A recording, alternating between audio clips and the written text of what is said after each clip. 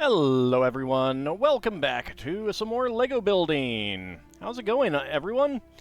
Happy Wednesday. It is actually considerably warmer today here than it has been recently. Anyway, we have three very warm Lego sets to build. So a trio of Lego jungle sets. The main things that I wanted them for is, of course, the animals, because, you know, animals. Anyway, let me go ahead and transition over here. We'll go ahead and start with this one while I move the other camera out of the way. How's everyone doing today? All right. So, this is, let's see, Jungle Explorer Waterplane. So watery. You're in the arguably more expensive Magic the Gathering hobby. I don't know about that. Howdy, Lunaloo, how's it going? I mean, obviously, like, any of these hobbies can quite easily be expensive. Howdy, Farron, how's it going?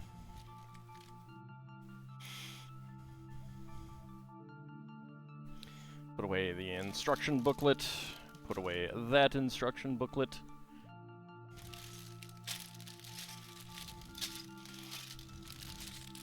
Alright. 1, 2, and 3. Alright. What's the hardest set? Hardest sets are almost always going to be Technic sets.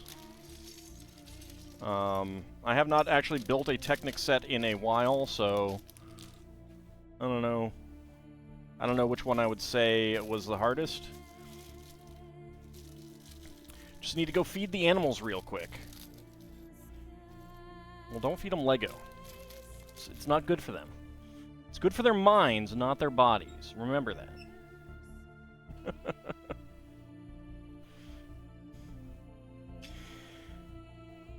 Part count is oftentimes not a very good distinguisher for difficulty, in my opinion. Technic sets tend to be extremely finicky on getting things just right, in just the right place. Tends to be the sets with that you need the most pressure to put things together, that kind of thing. That said, I haven't built I haven't built the newer Technic sets, so I don't know how they stack up with the panels and stuff. The one that I think was the biggest headache to build in terms of finickiness that wasn't a Technic set, that would definitely be the Eiffel Tower.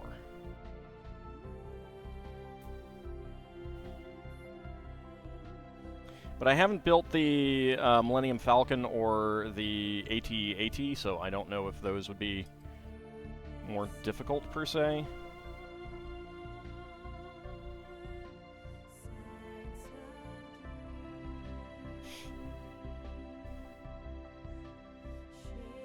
Let's see, no clear pieces on this camera, alright. But she does have a big lens, and she's carrying a compass.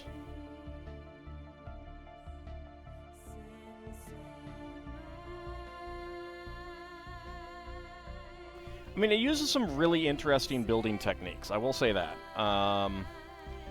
It is not the most interesting build, but it is a very impressive display piece, if you have the space.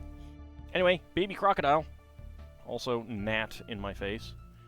Where are these all coming from? It's winter, they should be dead. Or hibernating or something. A little baby crocodile. Let's actually zoom in on you.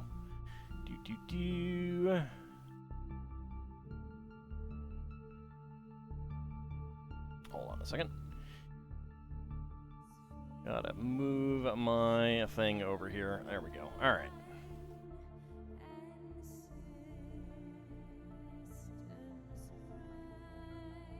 Look at that little cute.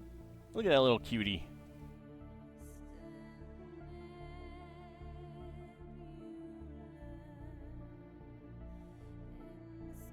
this guy. He's very nice. And then we have the current design for the crocodiles, the alligators. Right. They need a friction pin right in the tail. There we go. I do like the original alligators, crocodiles better. I know why they changed them. Do I have a... Yeah. So you can still put things in their mouths. Bar type things. There you go. He can have a snorkel.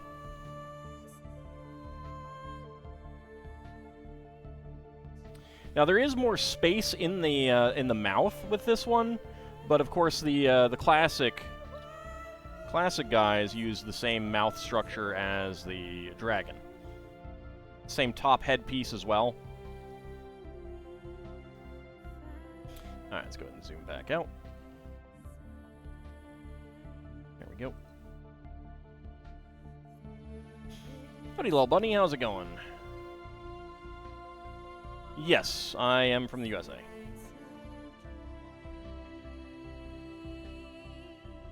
Oh, Sharky is still bigger.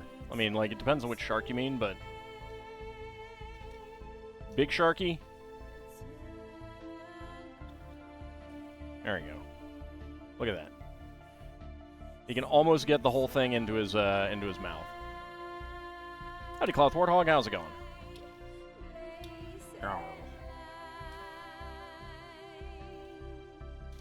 Let's see, regular Sharky. Regular Sharky can't have nearly as much.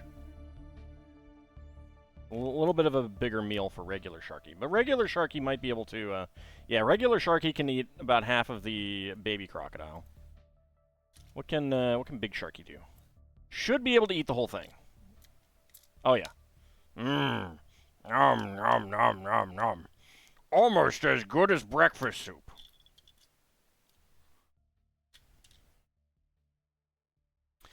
And then our old friend, the orca.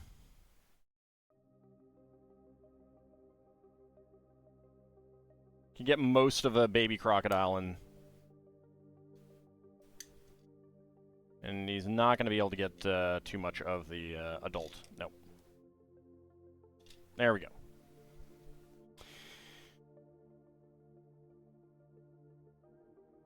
There we go. All is right in the world now. Okay, so yep, it is the red friction pin for the tail. Does mean that the tail is probably more guaranteed to not swing around. Also means that you could probably do more stuff with the tail piece. All right, where's the other head? It is interesting that we've got olive green for the two adult crocodiles, although really, probably alligators. And then sand green for the baby. Oh, don't worry, Lil Bunny, I'm not dying.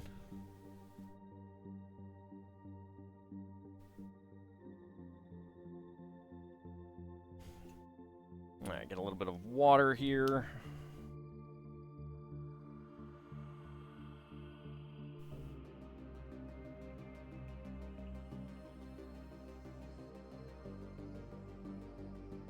So how's everyone doing today? The set looks fiddly? I don't think so.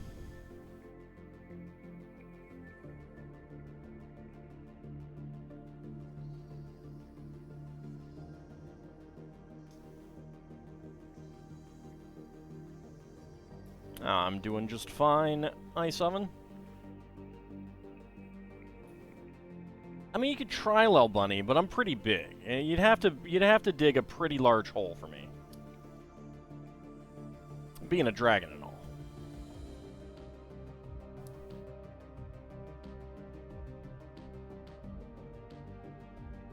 I got lots of stones. This little watery area.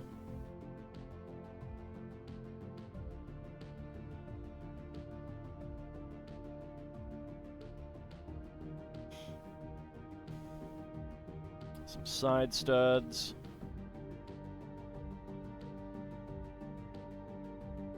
And an arch.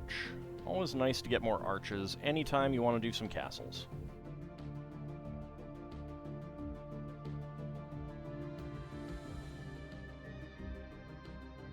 So I do find it interesting that they're always, like, unless you get a really tiny set, and even then, you can oftentimes get something else with it. But, like, there's always, like, something a little extra, like this little bit of landscape with these sets. I feel like you probably wouldn't have 20 years plus ago. Oh, there's actually a cloth over the table. You're in bed for part of the day, just feel kind of blah. Oh, I'm sorry to hear that, Minor Trader. Hope you feel better.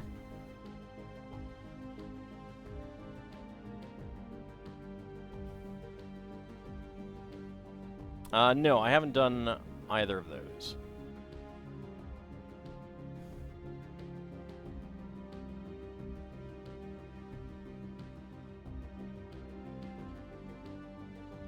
There we go.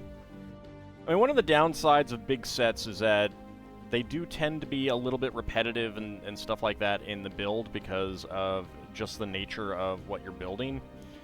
Pretty much any time you're going to build a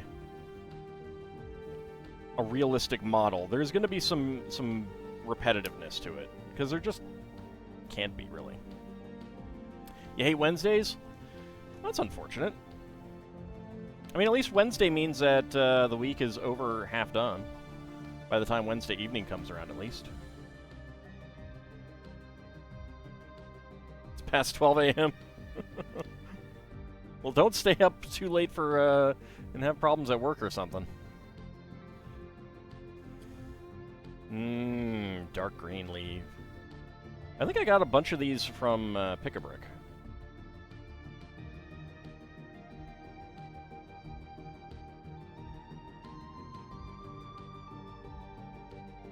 Two days of work or school left. Yeah, but at least 3 are done.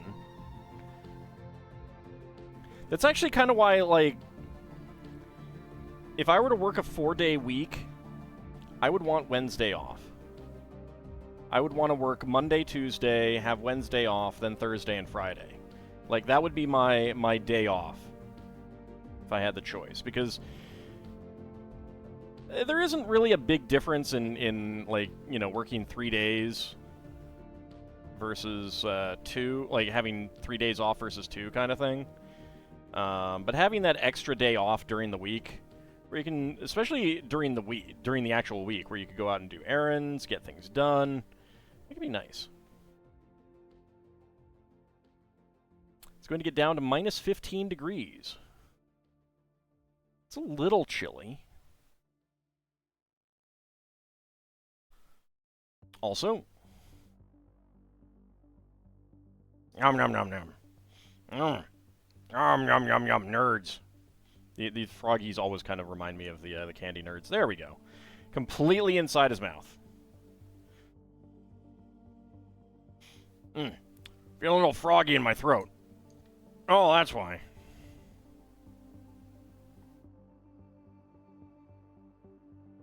Alright, let's go ahead and get you right here.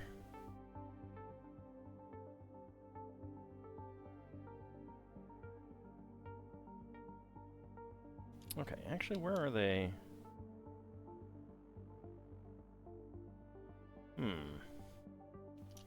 Having these 2 studs here, because, this is 4 wide.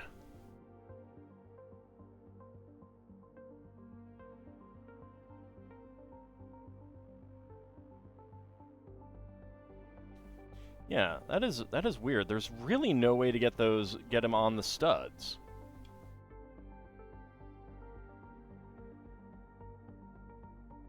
Because he's 4 wide. There isn't even a way to, like, angle him. That's bizarre. That is a weird, weird choice. I think you are supposed to just let him rest on there.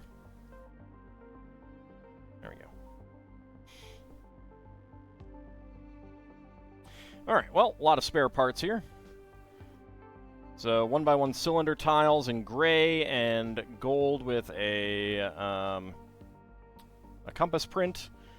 Olive green 1x1 tile slope, black 1x1 cylinder tile with top peg, red friction half pin, brown small 3-stem plant, and bright orange 1x1 plate flower as extra pieces. Alright, so that is going to be the entirety of that part.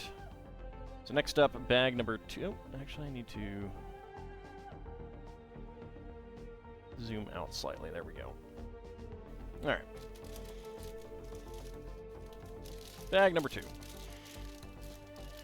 Whoop here, sir. Sorry to interrupt. I just wanted to say thank you for letting me in the chat, even though you don't like me. Oh, I love Whoop. He was so good.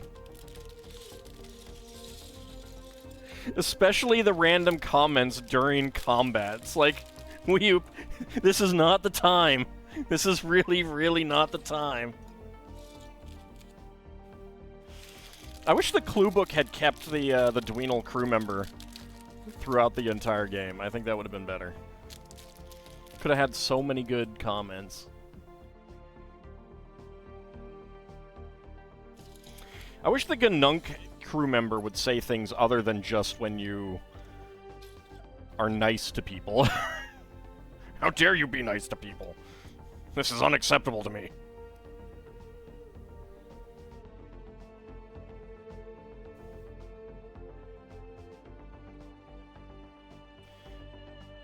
Let's see, classic airplane helmet with goggles.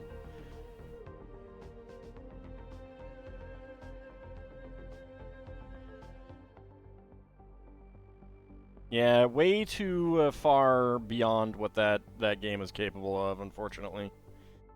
We're looking for white. White 2x2 tile. Oh, there it is. Alright, so we got a little map print with a crocodile on it. Go ahead and zoom in on that.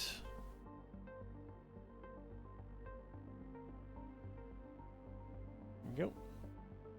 Thar be crocodiles. Oh, actually, I should zoom in on his torso as well. We got a nice floral shirt underneath his bomber jacket.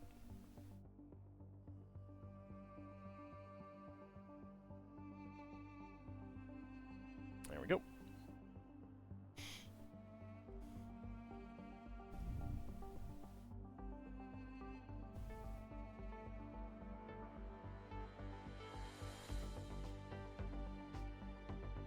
I mean, if they had the crew speak to each other, it would just be, like, based on what they were rather than anything else. They might have just retired. I'm not positive.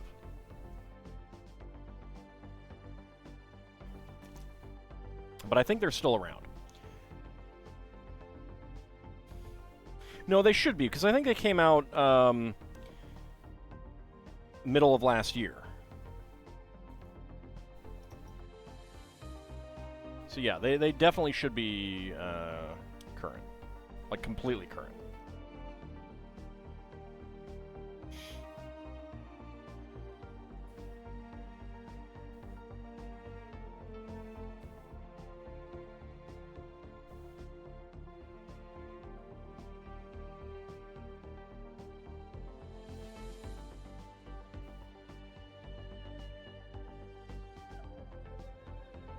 That's going to be a two-seated plane.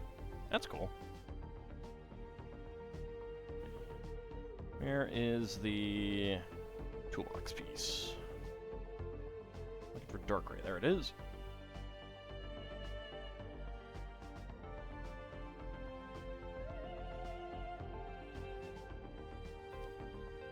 Yeah, this was the return of Johnny Thunder.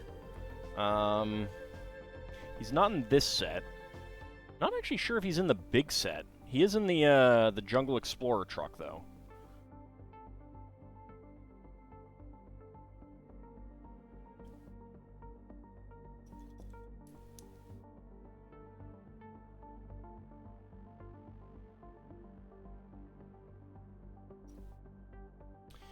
Alright, let's see. Lime green 1x2s. Technic bricks. Go into it and take a look to see, like, there are some things that are sold out that are not listed as back order that technically are back ordered. They're just not taking any more orders right now. Like back order, you can order more of, but when they say sold out, it may mean that it's just that. It's just sold out. It's a weird and kind of confusing thing, because things that are not going to be back in production can also just be sold out. Back order is usually the very clear, like that's a very clear indication that it will be produced again.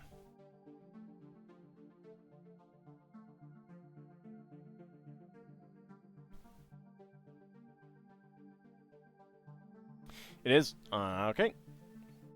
That's unfortunate, because like they are definitely not keeping town sets around that long these days.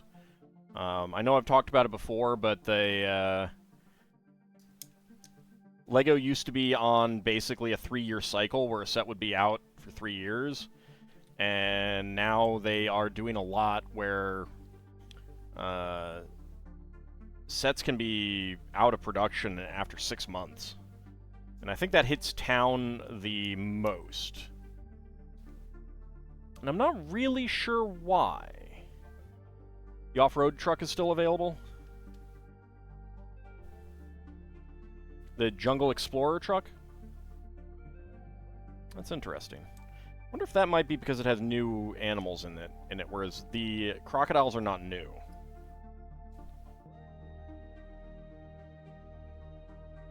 Would I trust Amazon or eBay to buy LEGO? That's going to come down to what you're trying to buy and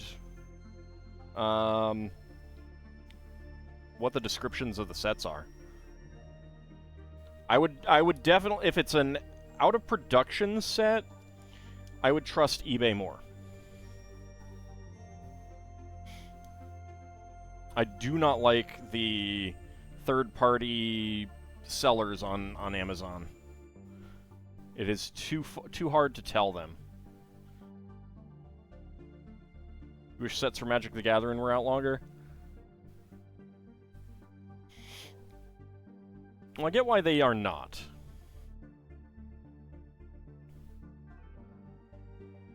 Like, it's a collectible card game.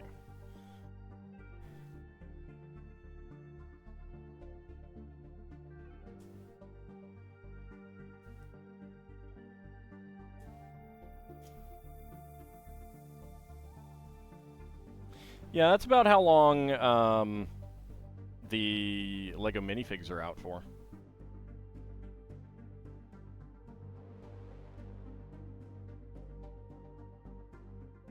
I do love these triangular tiles.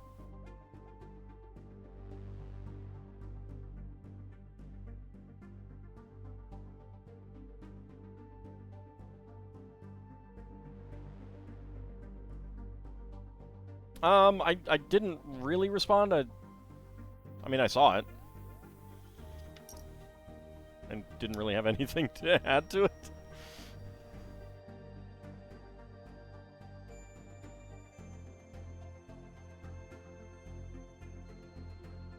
Alright, click hinge and 1x4 bar, or 4L bar.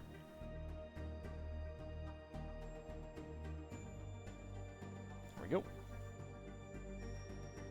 And then we're going to do this side.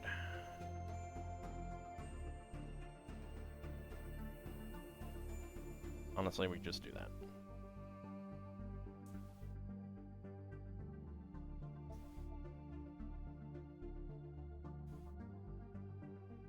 The helicopter at base camp is also still available. Yeah, the bigger sets do tend to be available for a little bit longer.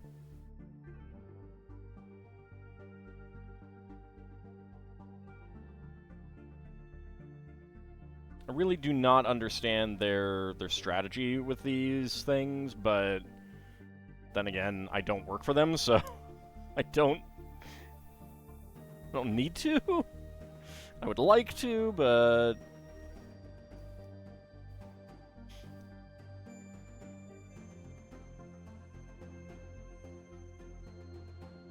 I mean, for some stuff like the various police sets and things like that, and fire sets, that's very much, you know, whatever. 6 of one, half dozen of the other. Chances are, you know, if you're into the fire and the police sets, there's going to be something different next year.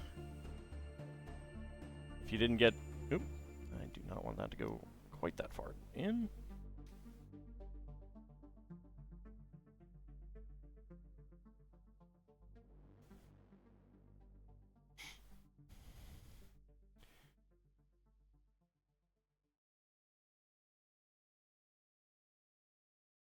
But these Jungle Explorer sets and things like that, and the thing that I noticed went out of production real fast was the that grocery store. No, it's not a nuisance. It's not a nuisance. Don't worry about it. I don't always have something to, like, say. And I can't respond to everything. I really cannot.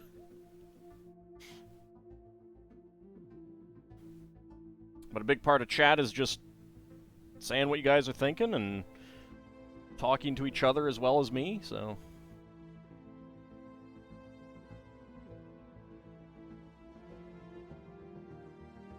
I just don't always have something to add.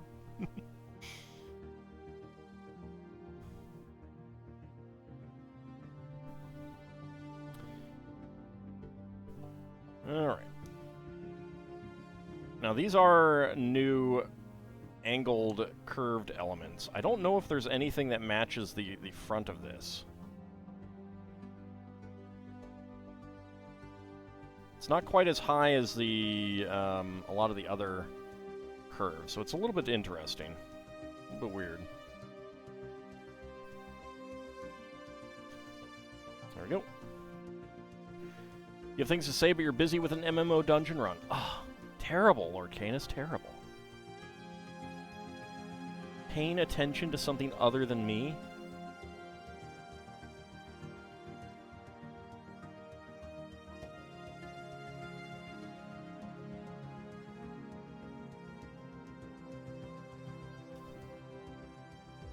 And we get the propeller on. There we go.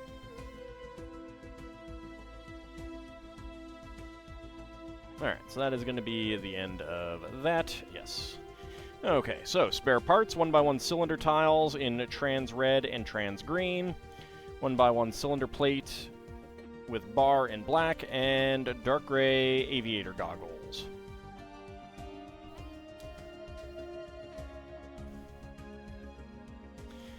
They should send Johnny Thunder, Pippin Reed, and friends to outer space jungle explorations. I mean, I would be totally down for them, you know, like, continuing the adventures of those characters and stuff. I kind of don't think they will, but mostly because it's more of a gift to older LEGO fans.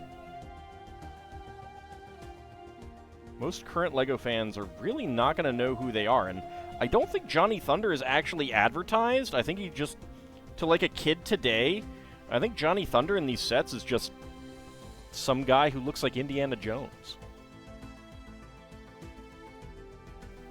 I will not. Dark blue wings, though.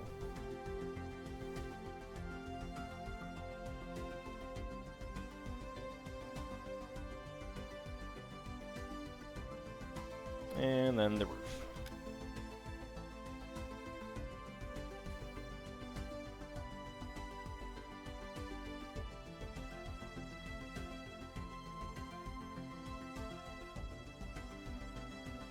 I don't like the evenness of the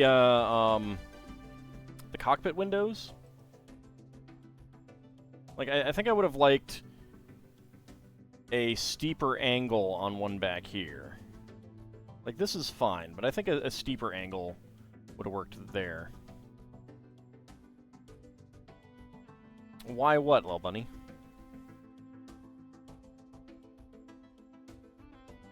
Why wouldn't kids know about Johnny Thunder?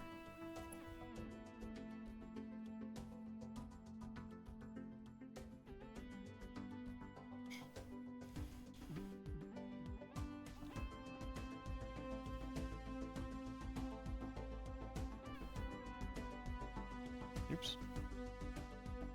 Off my screen there.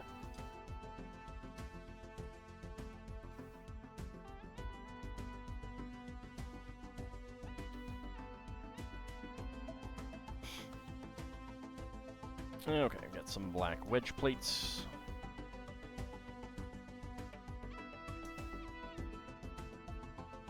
They should. Johnny Thunder is awesome.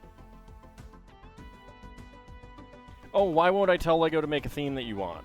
Oh, well that's easy, because they wouldn't listen to me.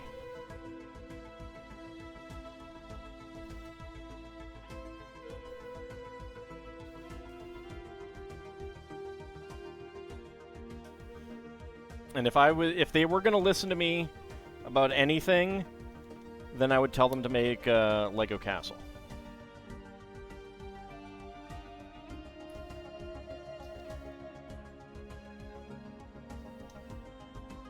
Like, if I had the opportunity to say, bring back or do one theme, and they had to do it, it would be Lego Castle.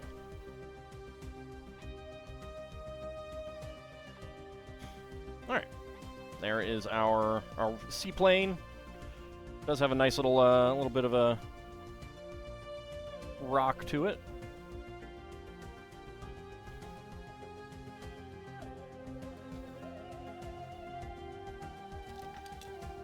Okay. These should come off to... Oh, well, okay. I guess actually it is indicating that the windshields come off too at the same time. I suppose that's fair. That's my mistake. Spelljammer Lego set would be neat. It would. It would. I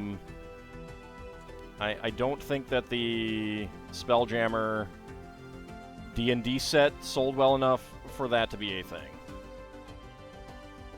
Unfortunately.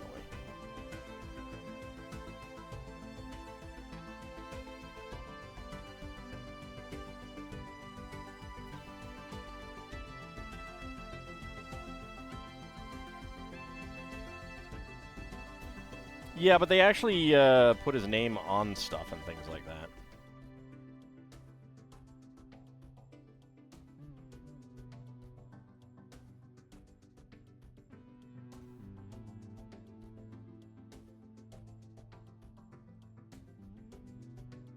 Okay, we need to find some place to put this camera.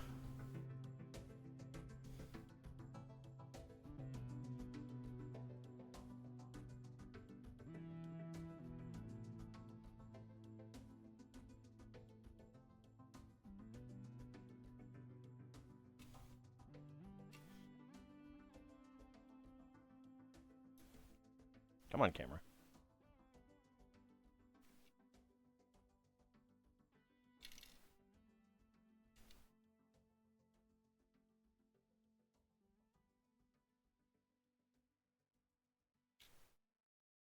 I don't want it right in her face. That's the thing.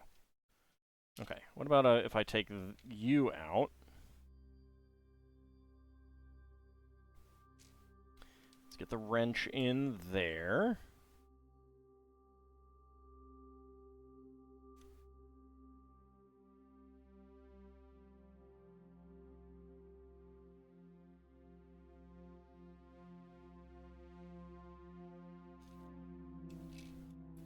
Okay, nope.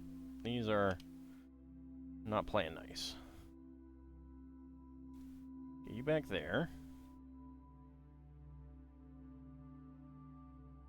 Bring your hand up. And we'll get this camera into her lap. There we go. Slip that under there. There we go. All right.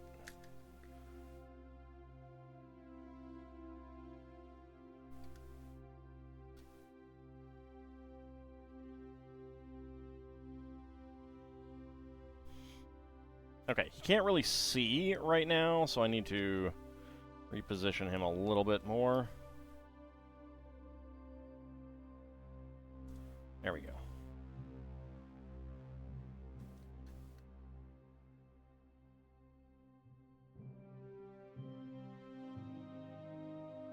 Alright, a little bit better. A little bit better. So we have our pilot in there.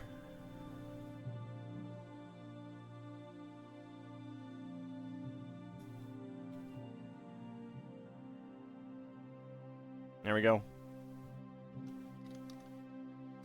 The crocodile decided to hitch a ride. All right. This is a pretty nice little plane, actually. A little bit too... Oh, that popped off. All right, that's fine. A little bit too symmetrical front to back, but it's not a huge deal. The little bit of terrain. Just a little bit of terrain, that's fine. The main thing that I got it for, of course, are the crocodiles. Ah. Howdy, Kinshir, how's it going? Alright. So that is the plane. Now we have the Jungle Explorer truck. Look, it's an emotional support alligator, Bahamut. Kinshir needs the emotional support alligator to survive.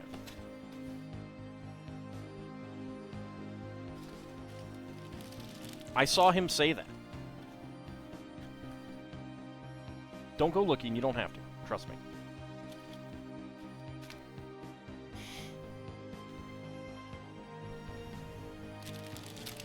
Alright, there's bag number 1, 2, and 3.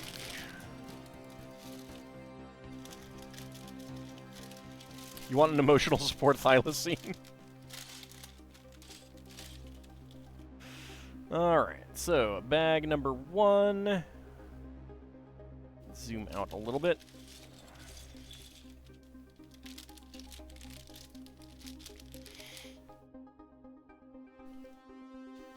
Well, I've approved it, Bahamut.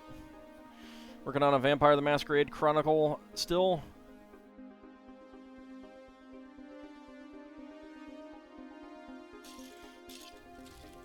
Alright, so this will be a little bit of a bigger bit of a terrain here.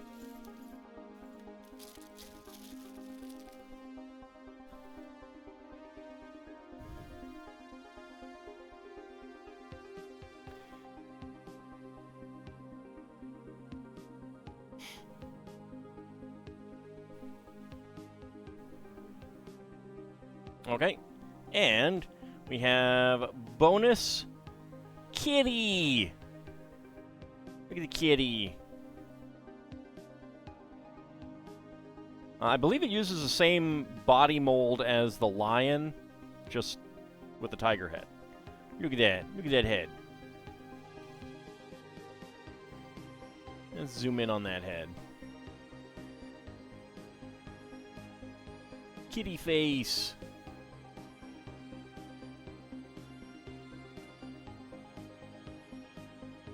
He's got a little beard, too. Big, cuddly, bitey kitty, yep.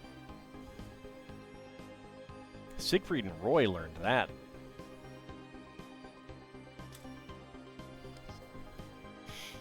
Alright, so let's go ahead and make a little drone for our minifig here.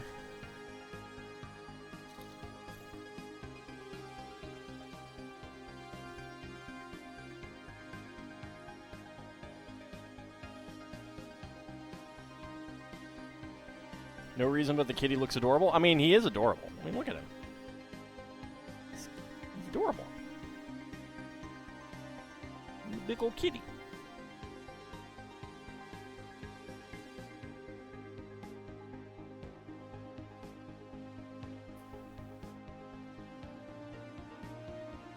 And he should also have... Is it really over here? Yeah. Alright. Walkie-talkie. And a little drone.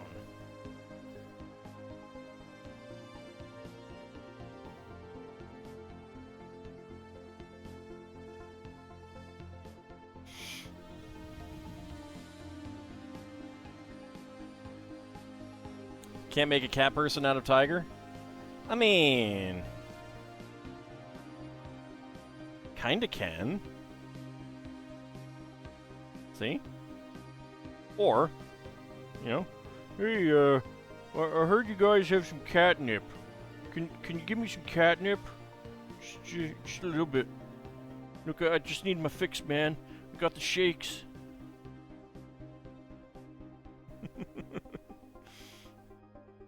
I find it really interesting that it was just loose in the box.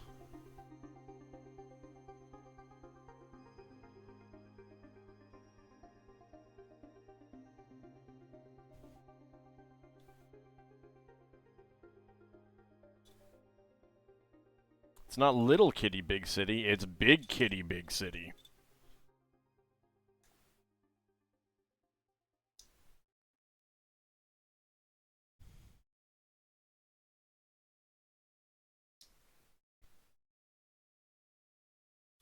We have some azure tiles for water in this one.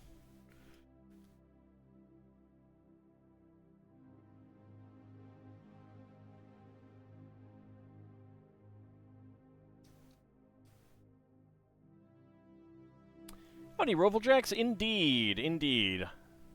Not actual city. That's just the name of the theme. City is LEGO's definition of current period on the play side. Like, basically just modern. Replace the old town theme, but basically doing the same thing. Yeah, there's some space sets recently. Don't question it.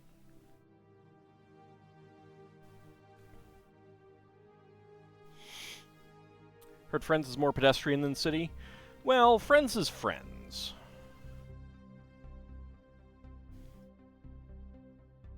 Like, City is to distinguish it from, like, Pirate. Or Castle, or something like that. But it's very much just kind of a modern times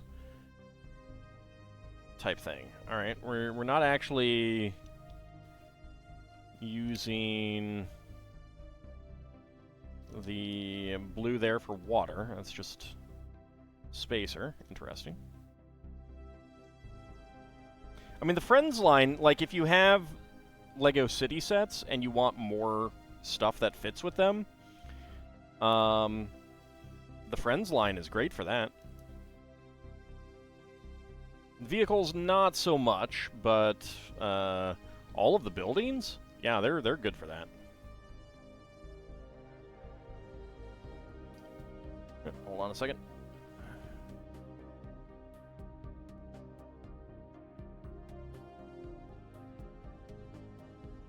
I just need to respond to a text message.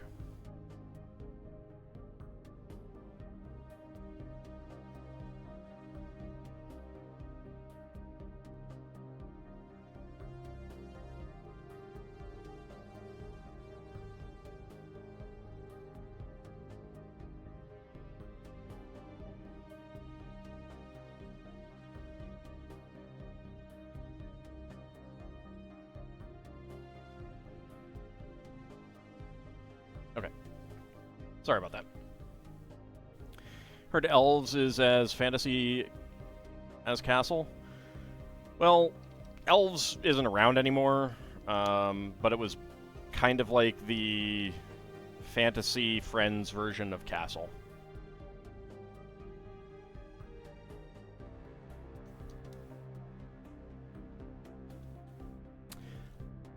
I didn't get any of them, and I don't really recall the sets that well. But I don't recall it being quite as Castle as Friends is Town, if that makes sense.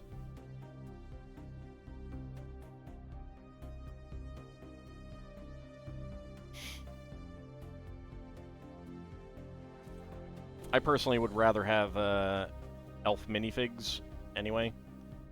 That was one of the reasons why I never got many of them. Any of them, really. Don't think I got any of them. Although I might have, should have given some thought to the hair pieces, I suppose.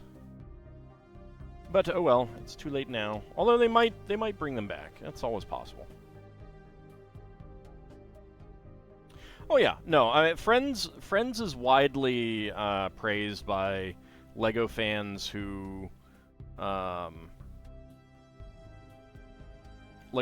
like parts and builds and stuff like that, regardless of, you know, what theme they're technically in. The Friends designers have been great for a number of years. How old is too old? There is no too old. If you can build... Like, LEGO has embraced that now. They used to not. There was, there was that White Stripes video that used LEGO. They actually had to go out and buy all that LEGO themselves. LEGO did not comp it or work with them on that. And White Stripes also wanted to include minifigs with the either the album or the single. I'm not sure which.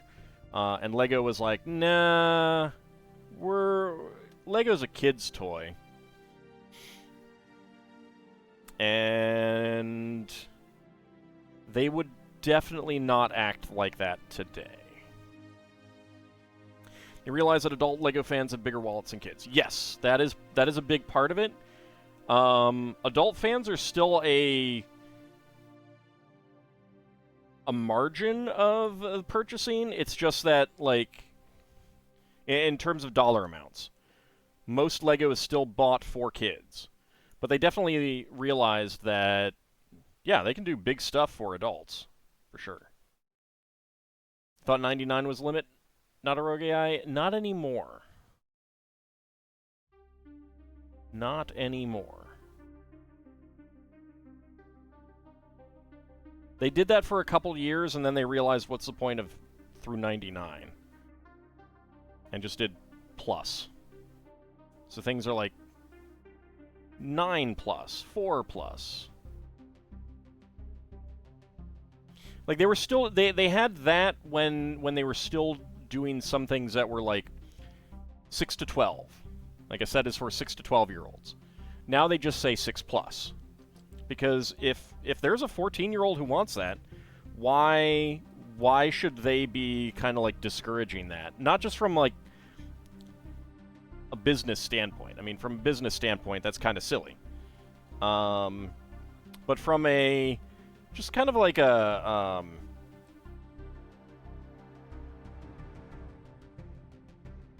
what's the term that I want?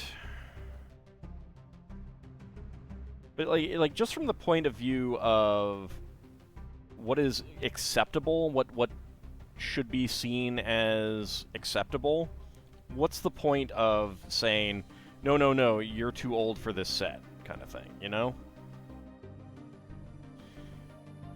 Now, I do know that there are some people who think that LEGO has embraced that a little bit too much by putting, like, special characters in the 4+ sets to try to get adults to buy them, too. But I don't care. Like, I'm not a Star Wars LEGO fan, and most of that affects Star Wars. I'm not a Marvel LEGO fan. Most of that affects Marvel as well. So it's like, maybe they do that, maybe they don't. I don't know. More importantly, I don't care.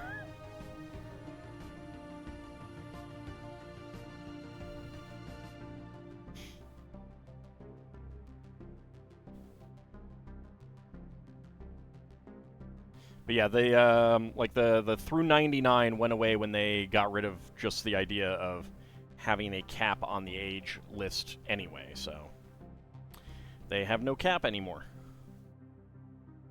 So if you do somehow manage to live to be 2,000 years old, you can still build with your Lego. Man, I want some cinnamon rolls. Got another little lime green froggy.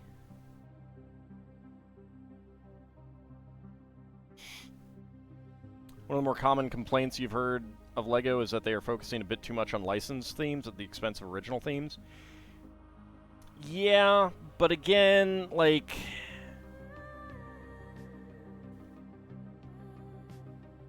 There's two things.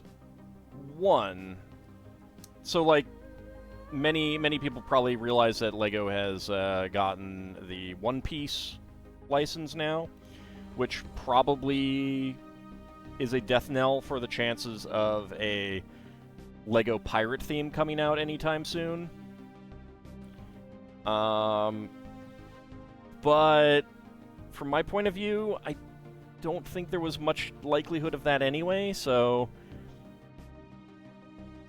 at least with One Piece, you're getting pieces that can be used with pirate stuff. I mean, there's going to be some pirate ships in that for sure. And they just sell better. They just sell better. They really do just sell better. I don't like it. I mean, like, I would rather get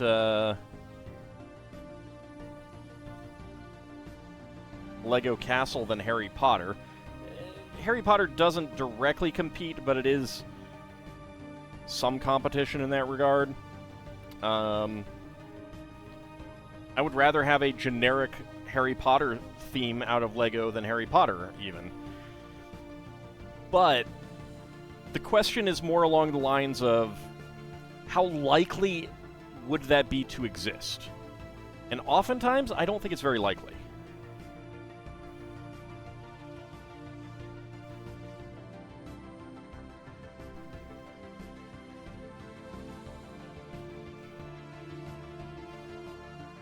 Like, that's kind of the where it comes down to, is like, I would rather have something than nothing, and oftentimes I think the alternative would be nothing. There we go, got our little tiger cave here. Alright, so spare parts: olive green 1x1 tile slope, bright orange 1x1 plate flower, black 1x1 cylinder tile with a top peg, clear 1x1 cylinder plate, and small white bone. Or the yellow four-legged green top slab table. Vaguely. I never had one of those or anything like that. So I didn't pay too much attention to those things. Oops, that is not the one that I want. I want... Wait, where is it? Oh, right there. Got out of order. Alright. Okay, bag number 2. Howdy, Area High One. How's it going?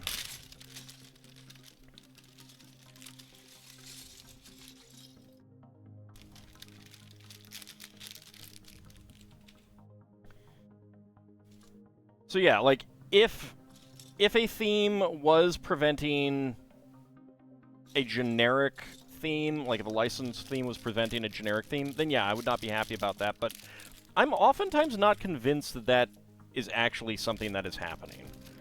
I don't think that Lego Castle would sell very well right now. It sucks. I hate that idea. I hate the idea that Lego Castle might not sell very well right now. But I don't think it would. Kids do like licensed themes.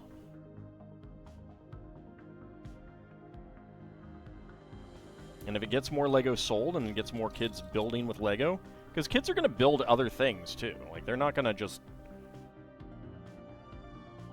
set and forget them. I mean, obviously a lot will, but in general, kids are going to build whatever they want.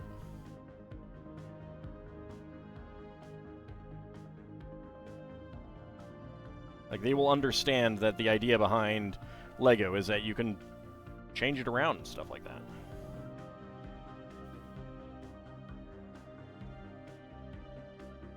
Nice hair bun piece. And let's see, she has a camera.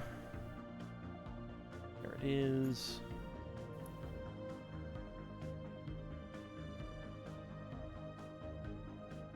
Sort of your opinion about Magic the Gathering and licensed stuff. Yeah, and the thing is, like, if you don't like it, you don't have to buy it. I mean, I could understand with Magic the Gathering if it's like, you know, if they produce a set every 3 months. So the first month, the fourth month, etc., etc. And one of those, which could have been, you know, a new generic theme that gets some, like, history stuff going on, and instead they do Transformers. I can understand, like, that could be a very clear, this is something that we're losing. But at the same time, like, the theme might suck anyway. And before Lego's themes are outsold by other brands, especially if said brands have explicitly militaristic themes. Yeah, so that's the other thing, is like Lego does miss out on a big market by not doing military stuff.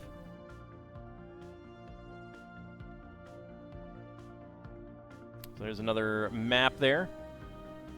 Kind of looks like it's pointing the way towards a bear, but I think it's supposed to be a tiger.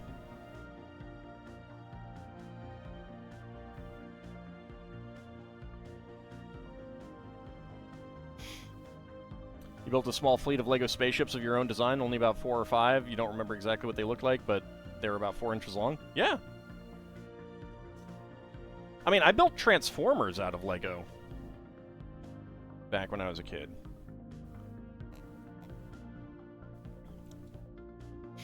I mean, like, it was the kind of thing where just as a very simple manner of showing it, like, this would be, you know, you'd have more stuff, but here's how you transform it. Kind of thing, you know? You pull it apart to transform it. It didn't have, like, actual moving parts and things like that, but...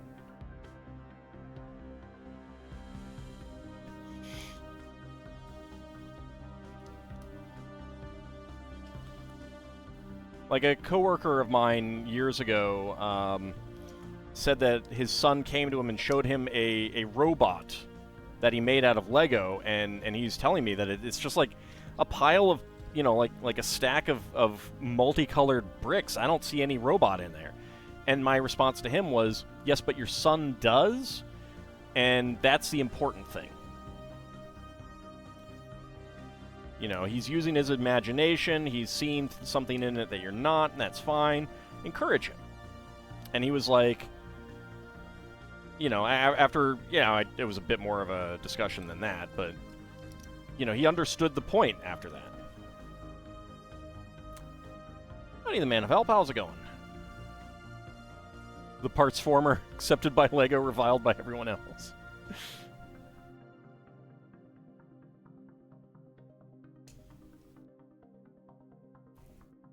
I mean, yeah, if it weren't Lego, I would definitely not want a Transformer that you have to pull the parts apart to, like, there was a really, really great VF1A Valkyrie from Macross. Looked fantastic, a mixture of die-cast plastic parts. Looked really, really great. But to transform it, you had to pull the leg pieces off and put them in the nose.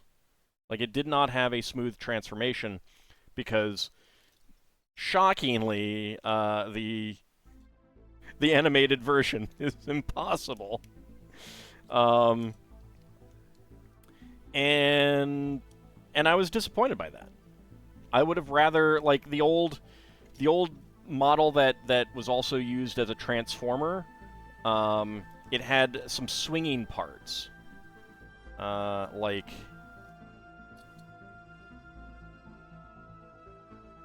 let's say here is where the joint is. The toy that I got, you'd basically, like, the leg pieces are back here. You had to pop them out and put them here to get the transformation. But the old toy that became a transformer, it was like this. You had this external thing that swung down, kind of thing, to get the legs into the right place. And I would have rather have had something like that.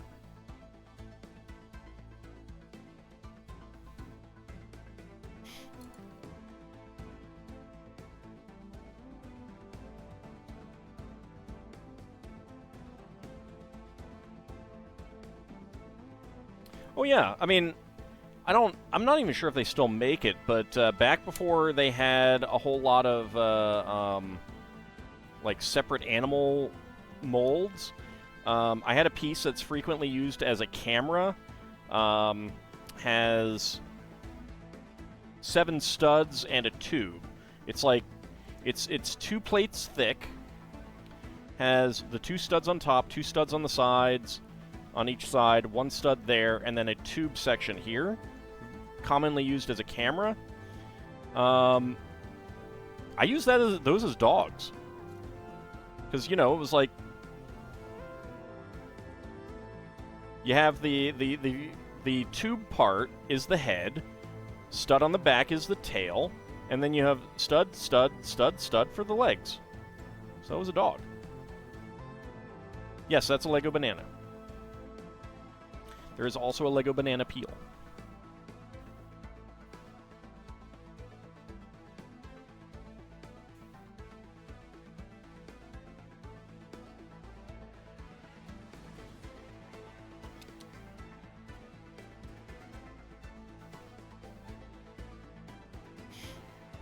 Yeah, Lego's done a lot of fruit and food pieces lately, which is fantastic. And animals as well. Like, it's great getting all these accessories. There is a new Friends set that it's a restaurant, and it has like this kind of like what we did here with the recessed things, just to get this high. But, like, it's a compartment on the top of the roof to just put in excess food accessories. And I want that. I want that set. Got so much food. It's great. Oh, where is my catalog? I am not sure where the Shop at Home catalog is.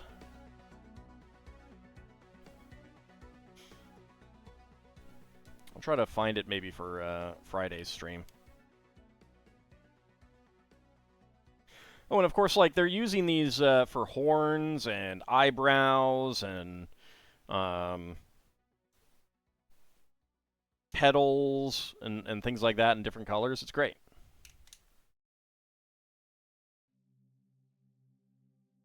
Like, that's one of the great things about Lego. Once they make a part, very rarely, very, very rarely, is that part not then co-opted for other things.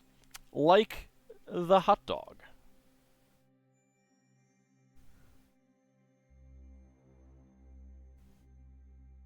Alright, so we got a steel gray, gunmetal gray, flat top chest, treasure chest, and the banana goes inside.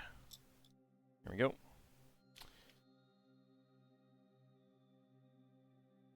The burnt hot dog, yep.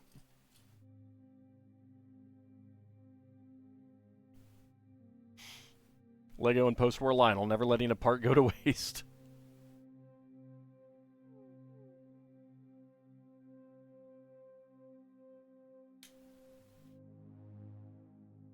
And some binoculars in there. I mean, that's their emergency banana.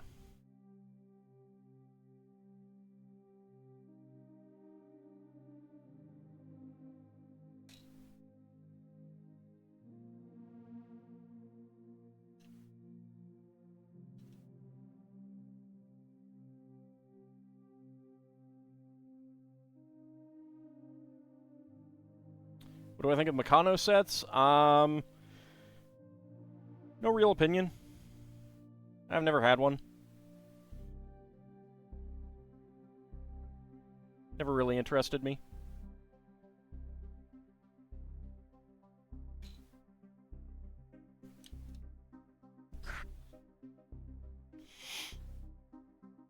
Alright, steering wheel up front. And I love that this part combination has not changed in, God, 47 years, I think? Pretty sure it's older than I am. Maybe not quite that much.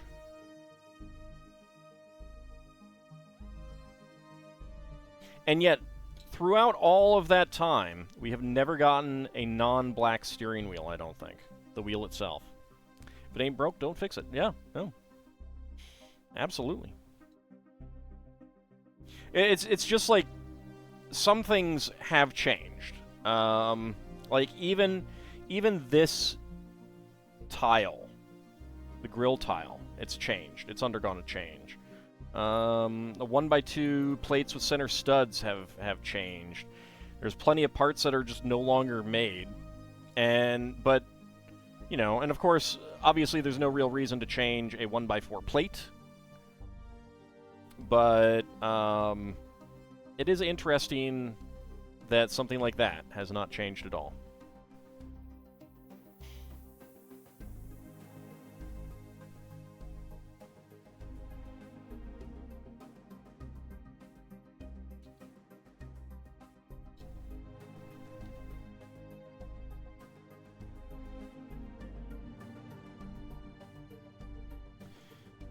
Alright, let's see. Okay, some wedge plates here. And here. Here and here. And 2x2 plates. And of course I knock off one of these.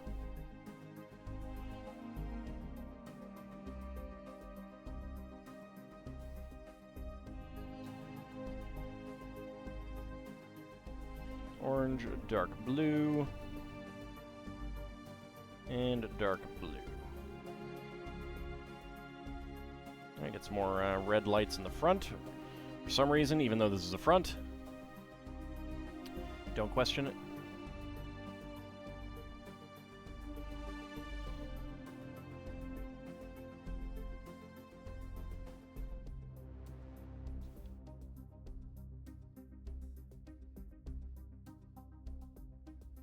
So yeah, like the changes that the grill tile has undergone, not too significant, and it was pretty quick actually. They have a groove here to get your fingernail in and pop them off. They originally did not have that. Howdy, Vigistry, how's it going?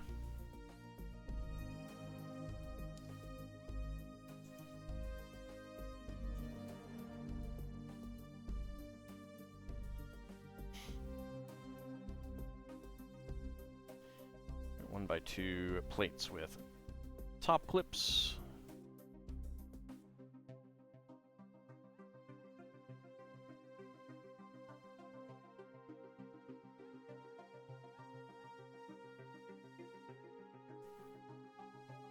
And we get trans orange tile slopes there.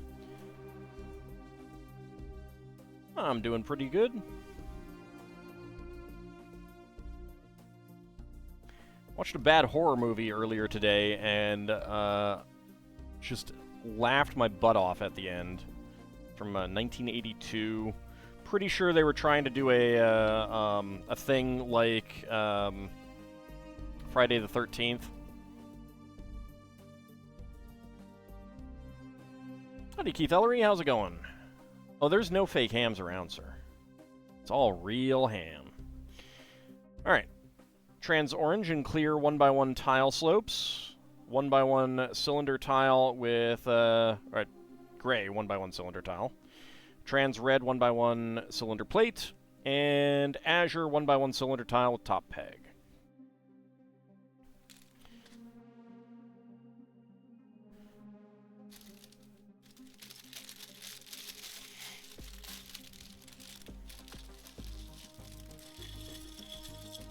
Oh, hey. There it is. I was talking about that earlier. They do still make it. Excellent. Alright, so this is also a robot body part. Let me go ahead and zoom in. So this is the piece that I was talking about. So it was used as a robot body here. 1x1 brick with 5 studs would go on here for the head. Get the arms on the sides. A 2x2 radar dish down here for the quote-unquote feet. And of course, you know, get a piece on here, cylinder, reel-to-reel cylinder piece, or a 1x2 plate with a decoration of a VHS cassette kind of thing. But I referred to, because you always got to come up with names for pieces. So like, you know, this is a 2x2 tile, because it's 2x2. 1x4 tile. 1x3 plate kind of thing. I didn't really have a good name for this, so I called it a dog. Because I would use it as a dog. You know, here's the legs. Here's the little tail. Other side legs. Here's his head. A little dog. Arf, arf. That was before they had actual dog molds, so that's what I called it, and that's what I used it for sometimes. Absolute traffic light piece. I mean, like on a post, maybe, but I would actually use 1x1 headlight bricks upside down for that instead, because you get a little lip on top. That is a dog that'd be in Silent Hill games.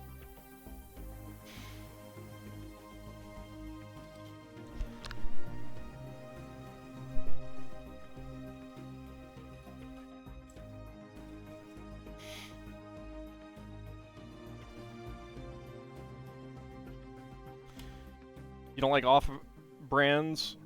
No, I'm a Lego purist. I do not buy off-brands myself.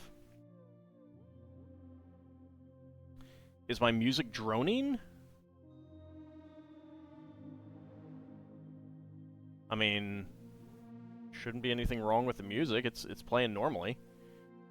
It might just be a particular song. It seems weird.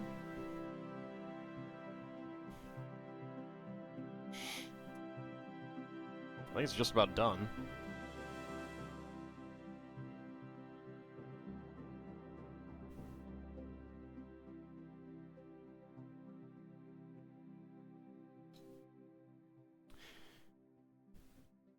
Alright, let's see. Another piece that I was talking about. So the 1x2 tile with center stud, the jumper plate as Lego calls it. For a lot longer than everything else, there was no groove here, no way to get your fingernail in to pop it off, because it had a stud on it, so they didn't quite feel that it needed that, but it does. The music is so off. Sounds okay to me. I can change the track, if that would help. That's just about to change.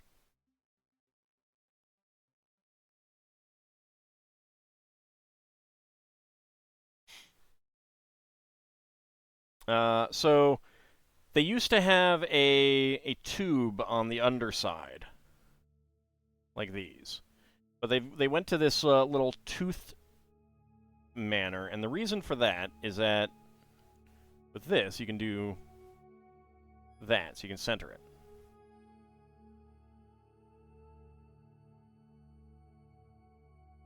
Which is pretty nice. I mean, you could do that with the tube as well, but I'm guessing that because of the nature of having the stud right above it, it did something weird.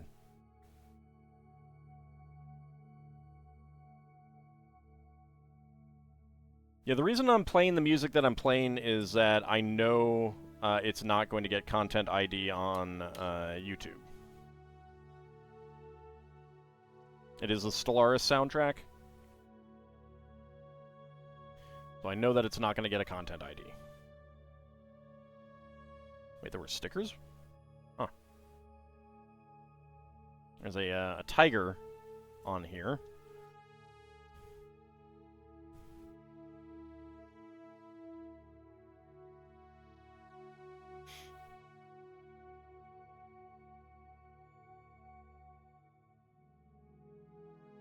I mean, Stellaris music is just kind of like a soothing synthwave type soundtrack, so...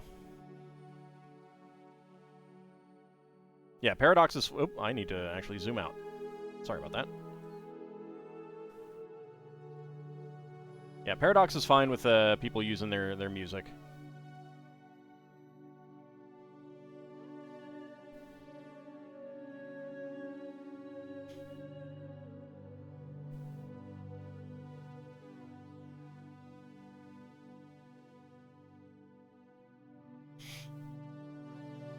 Alright, let's see. Friction pin with ball joint, and 2 more 1x2 tiles with center studs.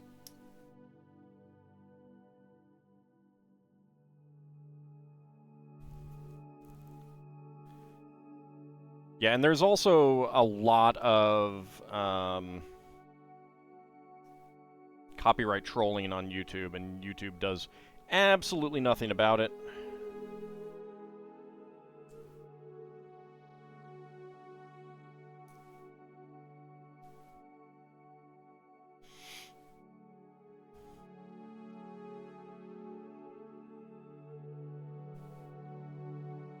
It's such a good sign that they do absolutely nothing about it, because they don't care. They get paid regardless.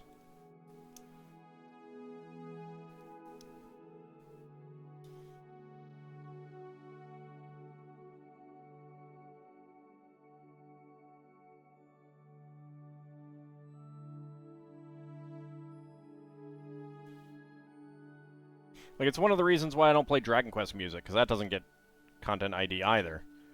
Let's see. Yep, that goes that way. Is because there is a copyright troll for one of them. One of those pieces. Can Lego Gator make out with Lego Orca? If by make out you mean get eaten. Nom, nom, nom, nom, nom, nom. Kind of. There's nothing for the teeth to grab onto.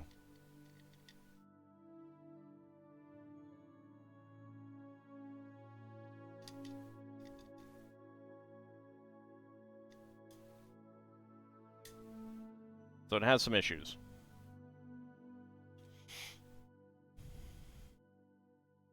Not sure you care overall for this olive, blue, orange, white scheme.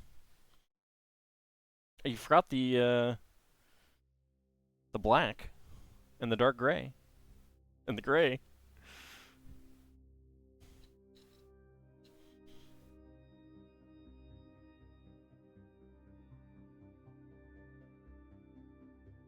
It doesn't bother me too much. It doesn't feel like it clashes, but it's not the most interesting color scheme either. But, and hear me out, parts is parts.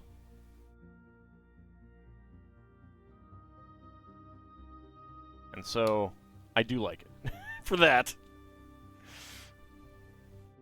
Occasionally moose get washed out to sea and are attacked by orca. A moose bit my sister once. Last time you let orca kiss, my stream crashed. I don't think that was related. And then my stream crashes again.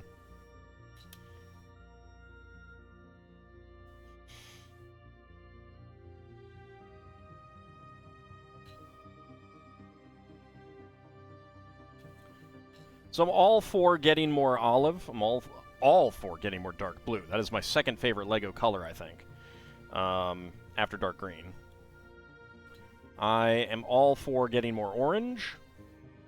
White is, whatever. Any Gundam that orange would work for? Let's see. Yes. Yes, the GM test type from 0083. The orange would work well for that. And there is a Zeta Plus that it would work for.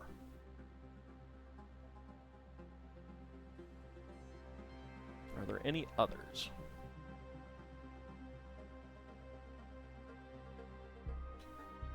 It's got a snorkel.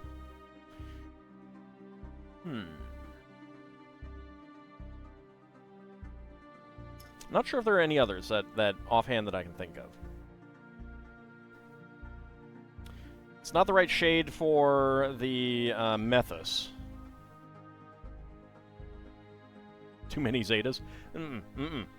No, sir. You shut your mouth.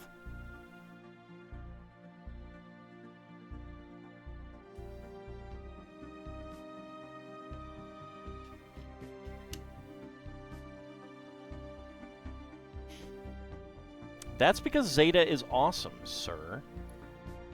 I mean, not as awesome as Garibaldi Beta, but... we can't all be Garibaldi Beta.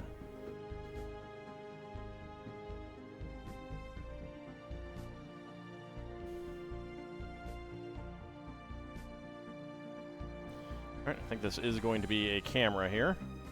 On a ball joint piece. Some black ingots on the sides.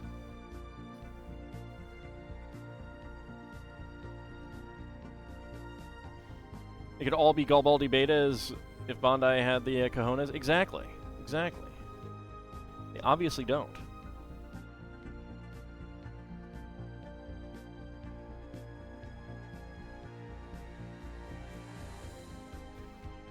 There's a microphone on top. On its own little boom mic.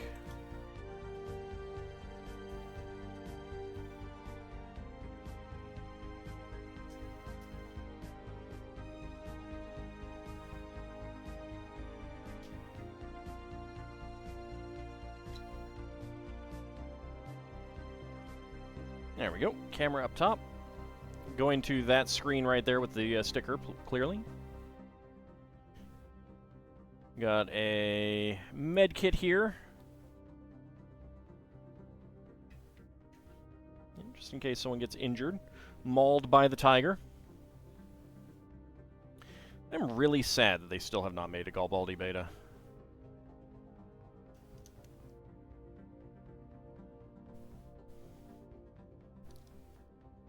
Have us old Gundam fans just gotten too old? Is that the worry? Is that what's happened? We're just old?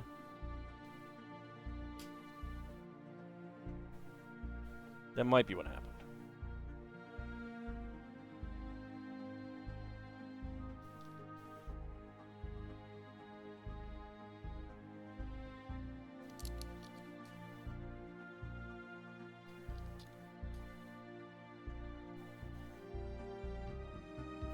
Old and getting older. That's true. Yes. Yes, we are. Days roll by, and each day brings us one day closer to our final year. You're welcome. That's true. I am now older than when I was talking about being old mere moments ago. It's almost as if days roll by, and each day brings us one day closer to our final year.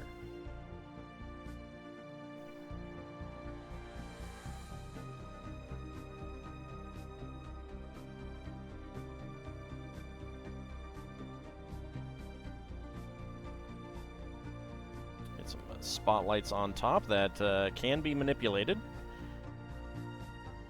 So they can be turned.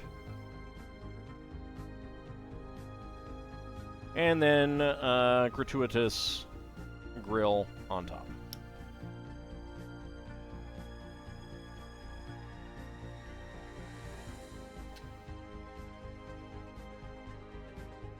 we go. So one thing that I do like about what they're doing with this is that you've got this nice, like, you know, slanted section going up here. So I do like that. I do agree that the olive green, that could have been done away with. White here, or dark blue all the way here, and then orange and orange all the way back there. I think that would have been fine.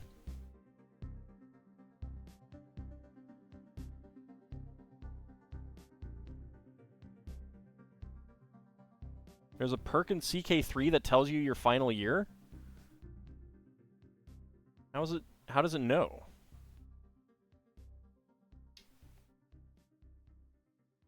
Is it no longer rolling random checks to see if you're gonna die?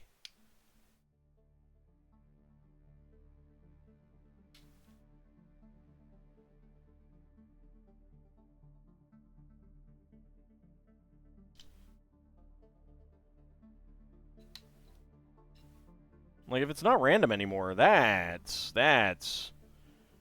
pretty crummy. Many of my LEGO color schemes have been blue and orange since you've complained about blue and orange. Alright, but there's also white and black and olive in this, so... I was complaining more about the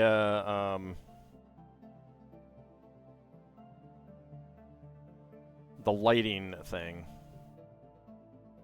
Alright, let's go ahead and get her driving.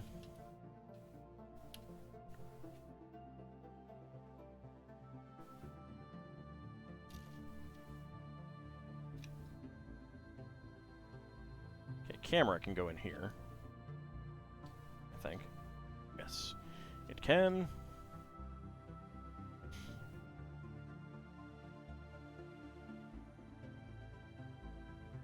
Johnny Thunder is going to be drinking his baby bottle. Bottle of water, really. Oh, you know what? Actually, he might not fit.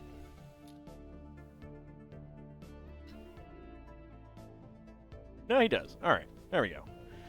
So we got Johnny Thunder in there. We got this guy in the back.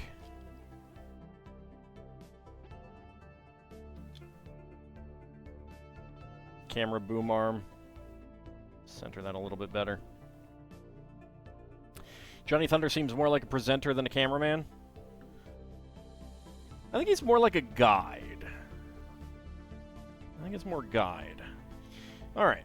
Spare parts. Gold 1x1 cylinder tile with compass print and a gray microphone as our spare parts. There. Alright, these are taking up a bit of space, so I'm going to move them back a bit. Because now we have the Jungle Explorer helicopter. Videographer Tiger Bait? No, the guy with the bad hair is the Tiger Bait. That's the guy with the bad hair. Because, look, he's got bad hair. We don't care about him.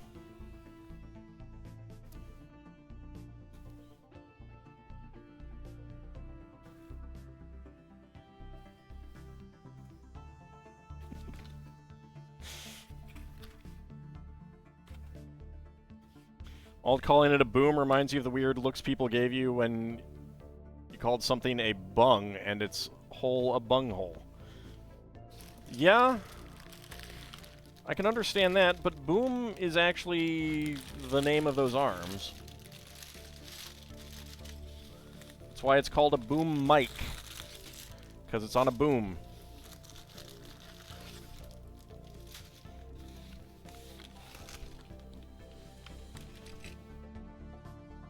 Instruction booklet over there.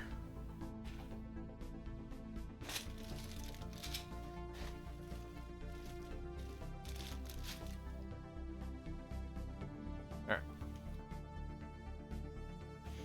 There we go. All right, now to sort this all out. All right, there's one. So let's put that aside. Do-do-do.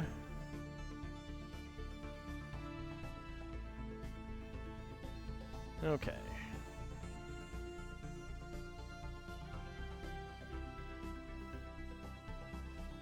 There we go. Alright, so there's 2. 4. There's 5. 3. 6.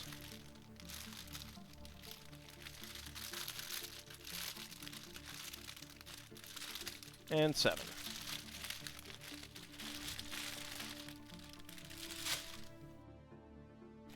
There we go. All right. And 2 on top, and bag of extra parts. Ultra long axle. It just sparked memories.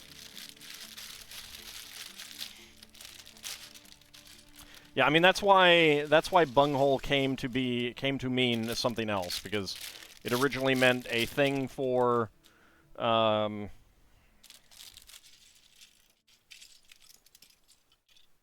like, that's a way to describe it.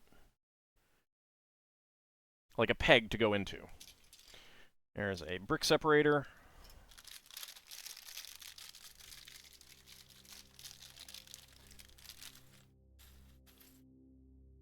That's why there's also the phrase, bung it together.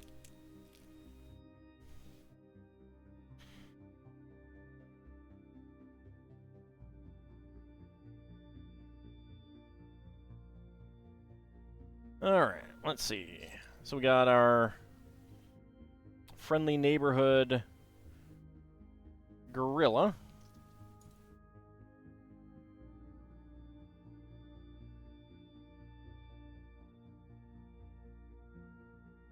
And a baby gorilla. Been on his back.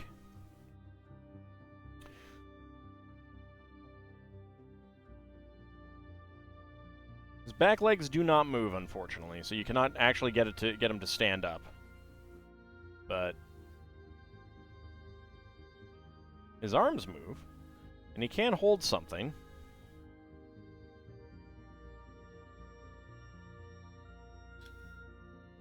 There we go. There we go.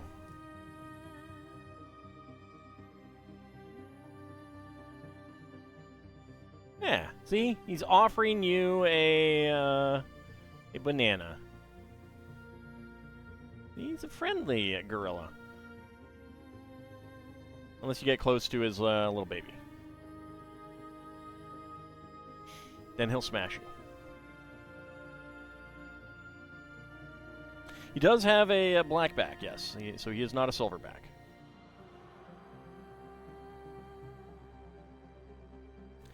Could be the dad giving the son a ride.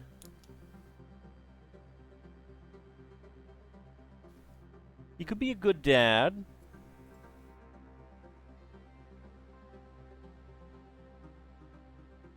Those deadbeat gorillas. Yeah, he's not one of them.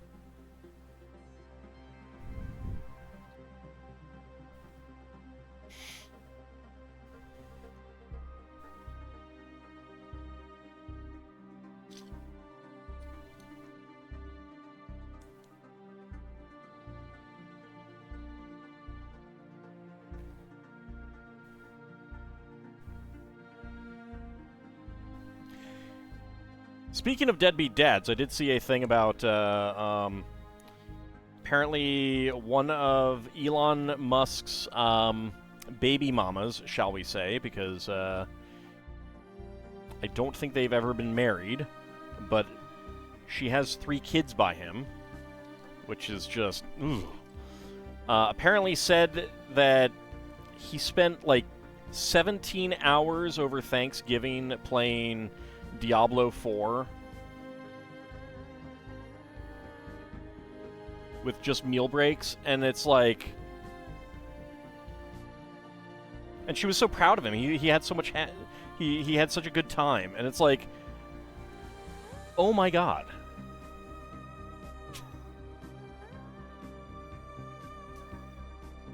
As if you needed more proof that he is a deadbeat dad.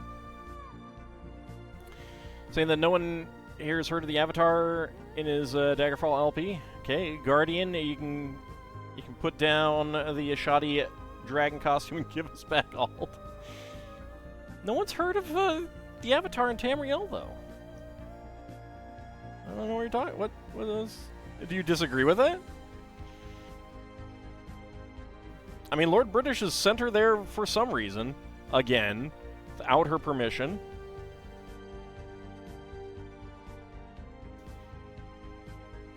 I mean, I wouldn't say locked, but he has built a compound for them, yes.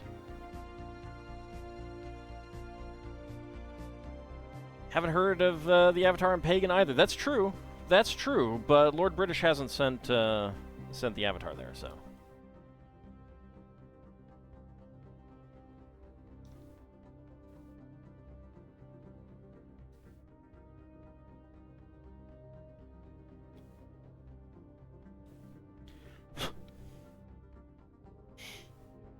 I was going to make a joke about not taking the jumping skill, because the Avatar is not skilled in that, having not really done that in any game.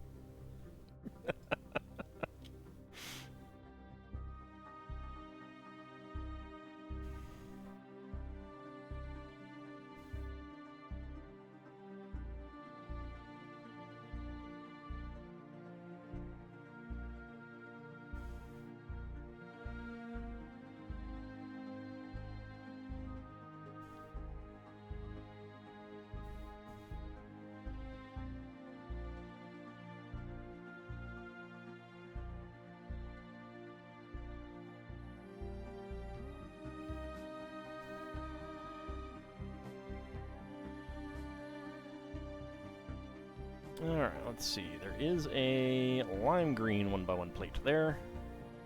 Tamriel has Pelennor Whitestrake, instead a possibly time-traveling elf hater.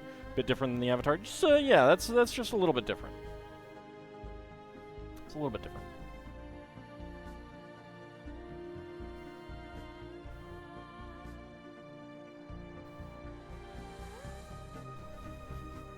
Well, Lord Canis, hear me out. Hear me out. Maybe, just maybe, the Guardian has learned a thing or two from Lord British. You know? There's also a possibility that the Guardian is Lord British. That said, Richard Garriott did follow me on social media.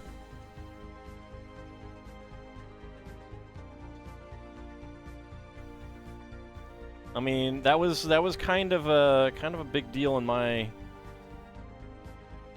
poor little brain.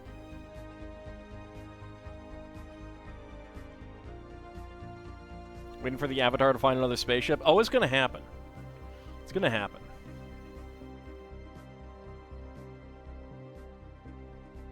The Avatar still does need to take care of some things in the Mass Effect universe.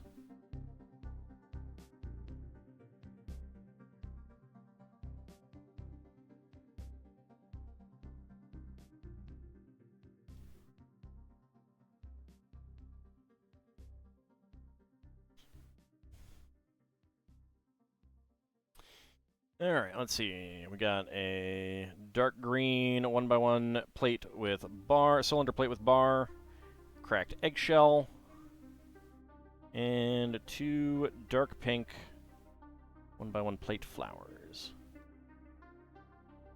The Avatar just needs a cardboard tube and a cardboard box. Should have kept the sci-fi stuff for later games? I don't know. I like it without.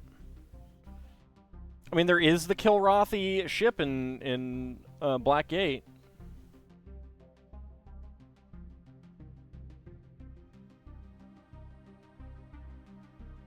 That's pretty sci-fi.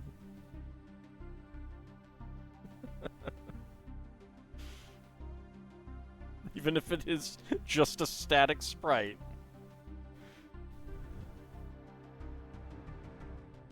And an Easter egg.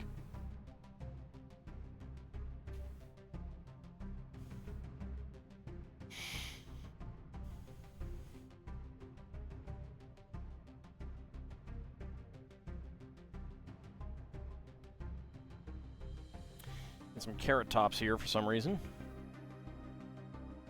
Yet no carrots.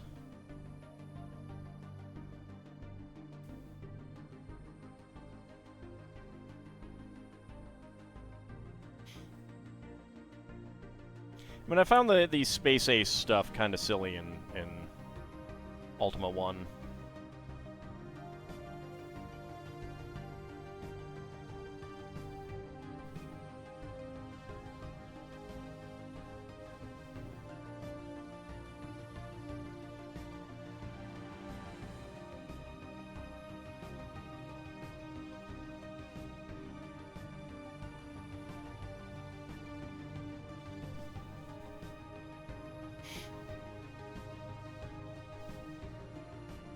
Added because they still had space on the disc.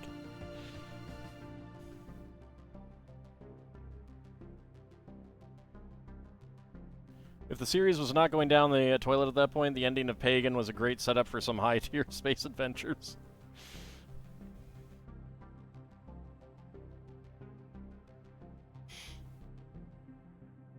I think I had an Iolo in my first CK2. I definitely had a Macbeth, which was pretty fantastic. Sorted them down to their colors, so all red and black. That is a good way to do it when you have, like, depending on how many parts are involved. That can definitely be a good way to do it.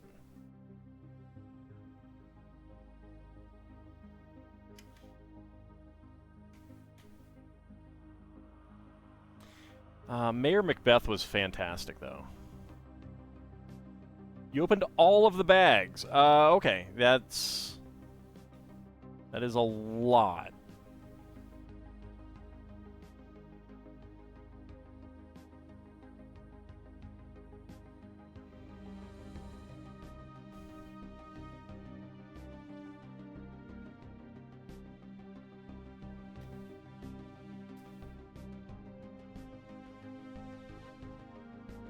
Oh, we have a... I didn't even notice. Another butterfly. I do like this butterfly print. It's really nice.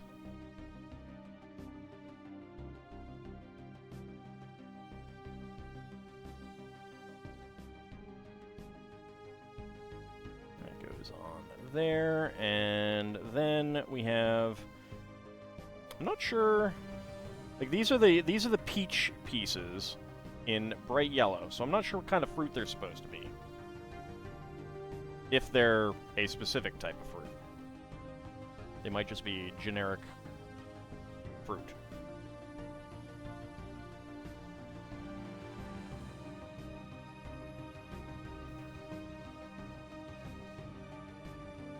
You know, fruit. They look like weird lemons. I don't think lemons are common to African jungles. Then again, there are tigers in this jungle, and crocodiles. This may not be a real jungle somewhere in the world. This may not be based on a real jungle. Shame we didn't get the X-Pack for U8, even though it was literally finished at the exact moment it got canned. Yeah. I'm still disappointed that we also didn't get the Worlds of Ultima for using the Ultima 7 engine.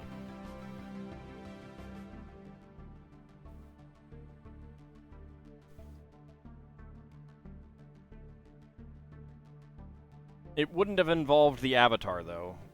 So, there is that. I would have liked if it had, but it was going to be a King Arthur game.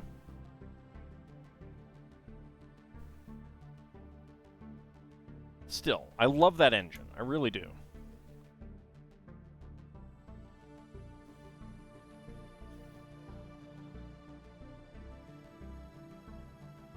And maybe it's because of, you know, my love for the gold box games, but it really does weird me out how so many games will have an engine, like from back then.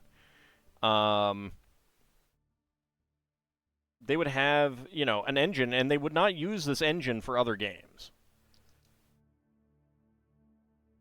you know.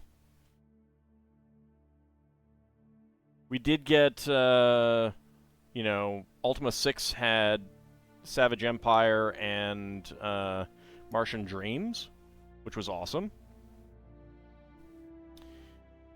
But nothing else. And Ultima 7 just had 7 in Serpent Isle. It's like, you got an engine, you just need to do some... That should actually go there.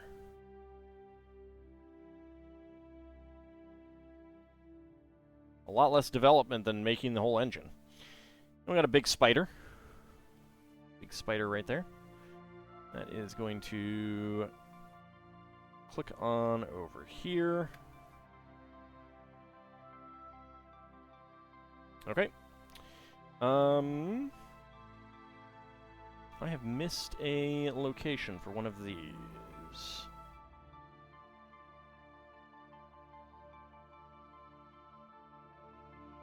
Not that it's a big deal, but where does that go? Okay, I did get those two.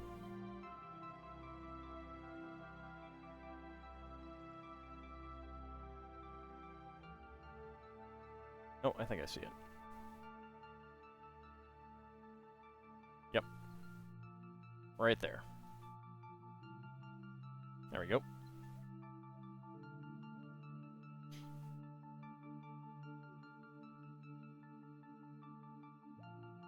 Alright, so spare parts. 1x1 plate flowers in bright orange and dark pink. 1x1 cylinder tile in gray. 1x1 cylinder plate in lime green and dark green with bar. 1x1 tile slope in olive green. Bright green carrot top. And a clear angle connector with stud.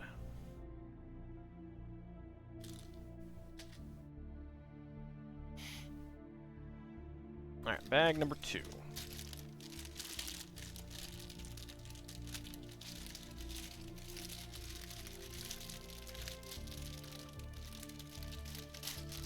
Alright. Well, definitely don't stay up too late. I appreciate you coming out, but your health is important.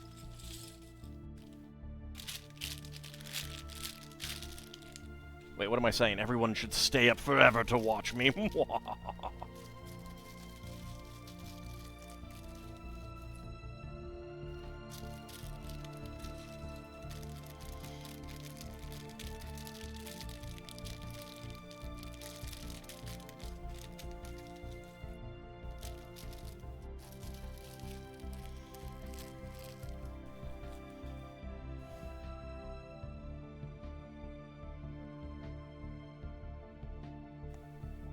No, I'm not a Greek king.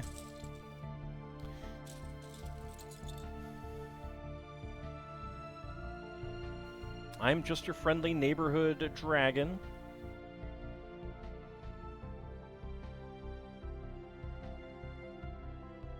So it is interesting that each one of these sets has, like, they have... I don't know if they're named. They're probably named in, like, on the website or something. But they all have, like, their specific characters. Howdy, Shield of Hope, how's it going?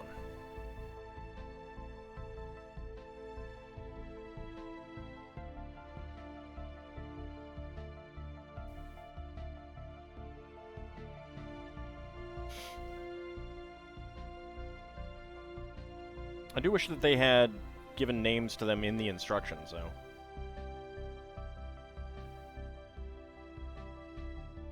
And where is the camera? There it is.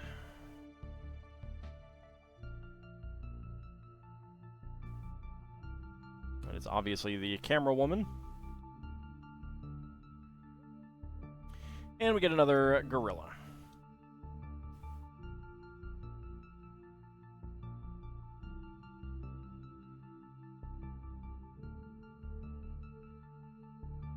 There we go. Oh, you using wrong f-stop. You claim to be camera woman, but you not. See you, Lunalu. Thank you very much for coming on out. Have a good rest of your night.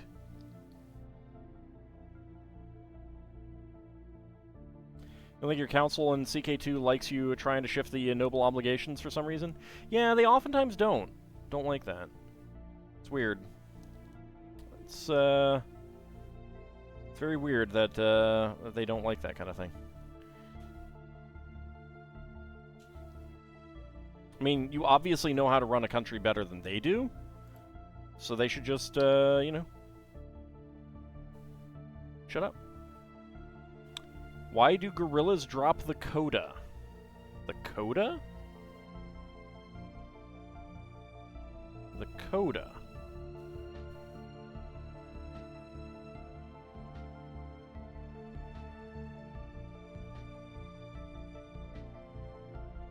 You just want more levies out of them? Is that so wrong? No, of course it's not wrong. They're the ones who are wrong.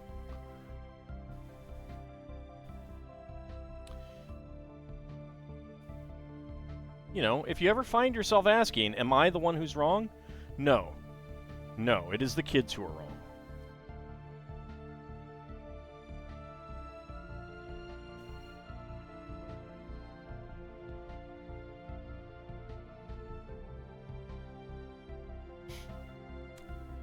You just want money so you can fund your professional army, yeah.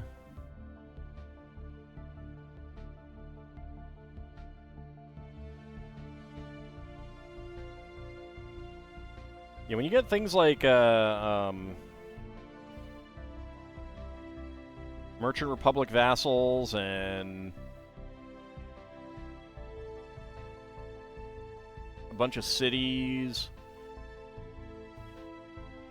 and a lot of holdings of your own, and trade posts, you oftentimes do not need their tax money. And their troops can be more useful.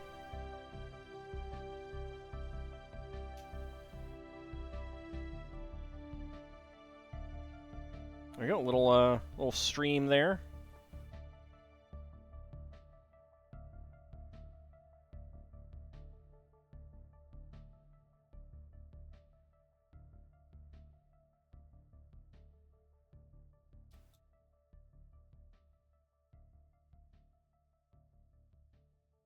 Glorious Reign needs more money.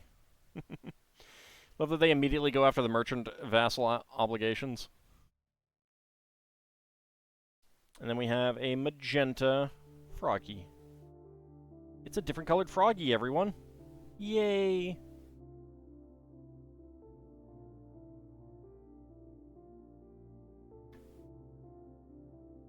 Hey, Skycast, how's it going? Alright, so we got a little,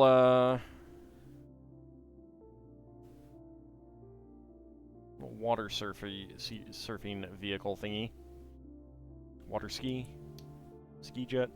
I forget what these are called.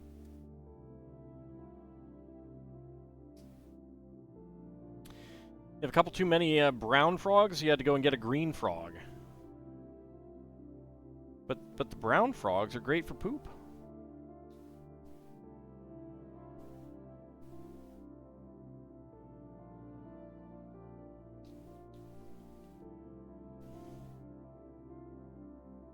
This is ending up very much like a classic 90s jet ski type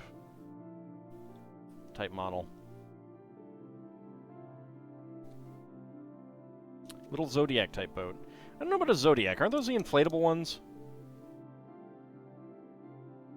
Sometimes, yeah, that's fair. I suppose that's fair. I suppose that's fair.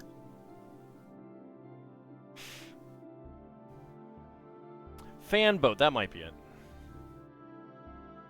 It is going to have a propeller on the back.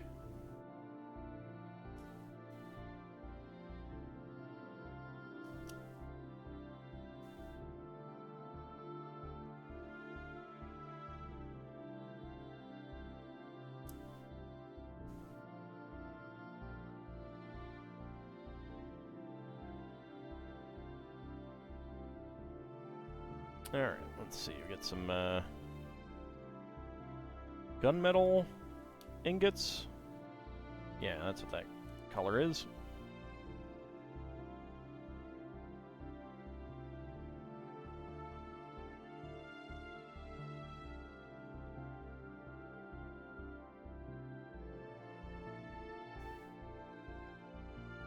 go.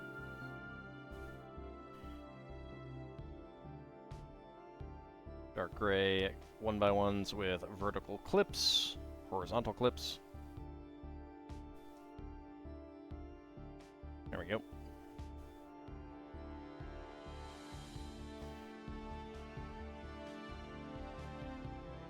Steering wheel up front, and the propeller in the back.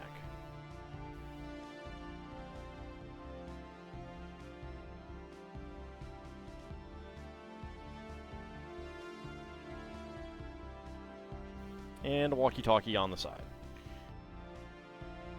Alright, and the lady with the camera gets to drive it while taking pictures. It's totally safe. Trust her. She's a professional. Hey, no. You should not take pictures while driving airboat. It's unsafe.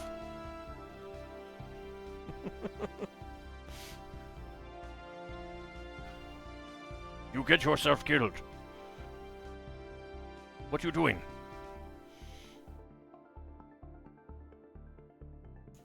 Me think your credentials not up to snuff.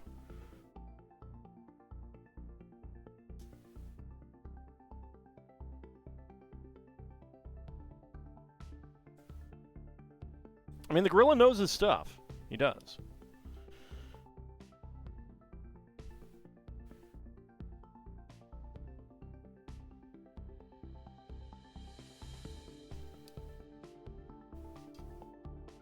Have doctorate in gorillaology from Gorilla U. What's the worst that can happen while driving distracted on a boat? Well, let me tell you, I did watch Piranha earlier today too, so I think that might be some of the worst things that can happen in such a situation. That was a dumb movie, too. I was just watching dumb movies today. It was good. No, not Piranha 3D. No, not the remake.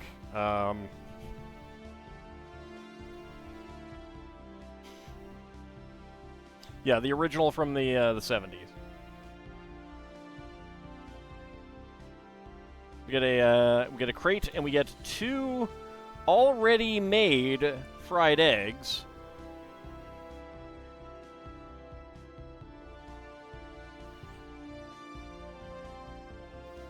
Right there. I will say this about Piranha. It was not as dumb as the other movie I watched, Pieces, which had quite possibly the dumbest end film jump scare that I have ever seen. Okay, sticker would go on here. Like, I'm pretty sure they were trying to do Friday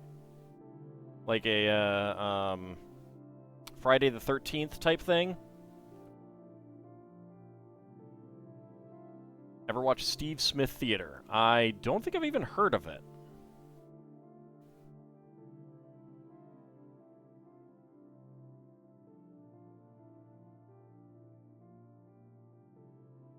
A little camp stove here.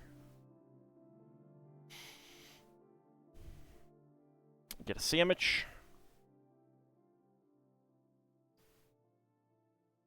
Lettuce, tomato, and bread. It's a vegan sub.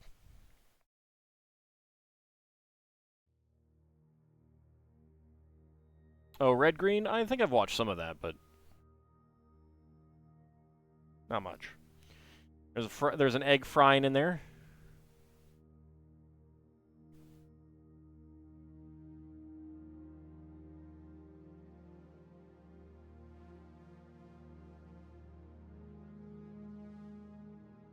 Is that the Canadian show, or am I thinking of something else?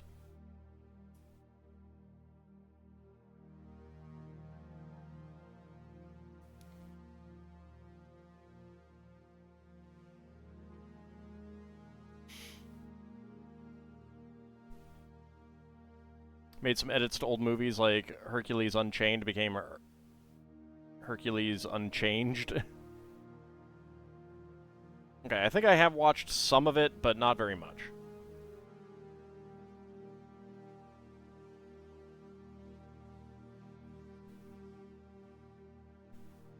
Oh god, no.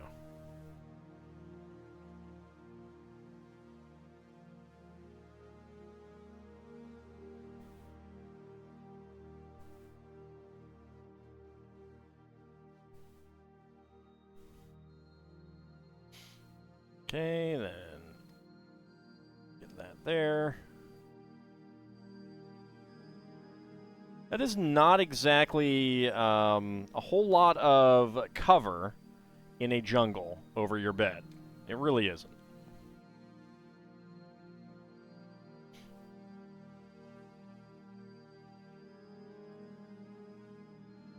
Okay, he is just gonna... He's gonna sit on his bed and eat his fried egg that he's eating by hand. Except he can't really sit on the bed underneath that thing.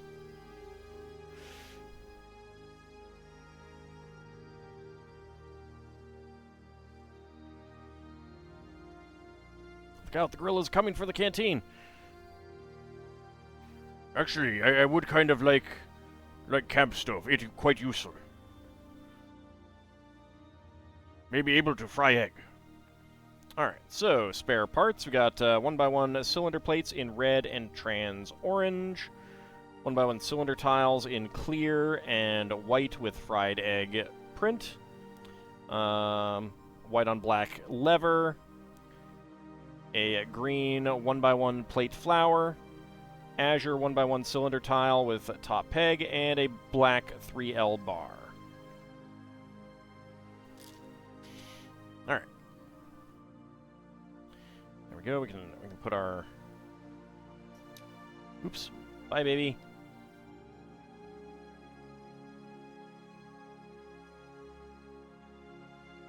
Now, where exactly are the stud holes there?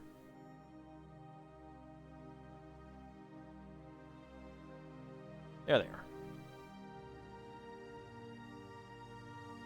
Baby on the back.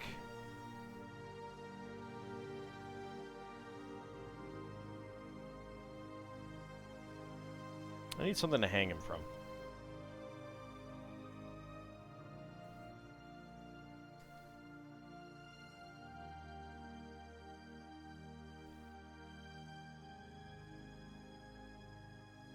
There we go.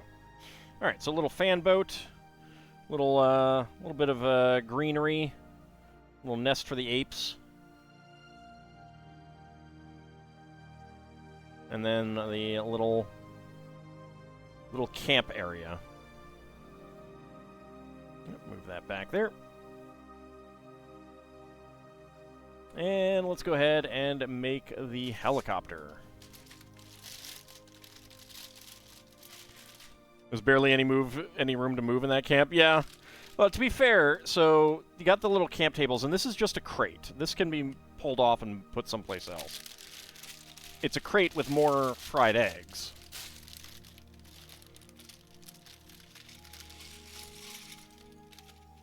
So hopefully he likes fried eggs.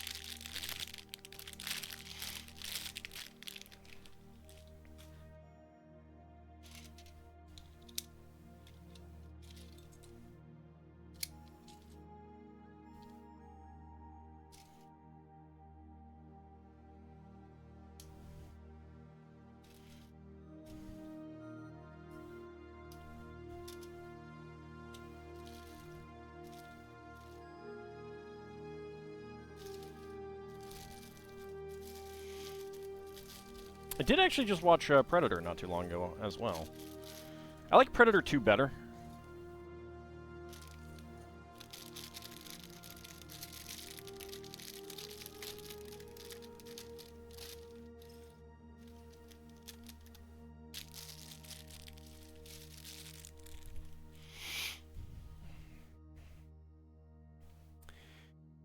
Alright, let's see.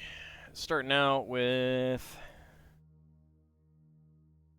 the minifig, and we're probably going to put that together in a moment. There, where's the legs? There they are. Pizza-flavored Cheeto Puffs. Pizza-flavored, huh?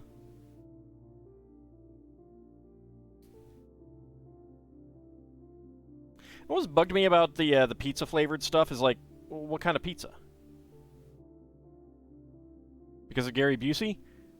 No. Definitely not because of Gary Busey. Although, watching Gary Busey get chopped in half and his top half mysteriously disappearing, that is fun. That is fun.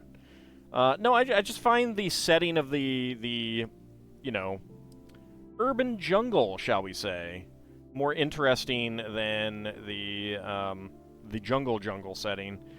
And I thought Danny Glover was a more interesting... Danny Glover's character was a more interesting character, I thought.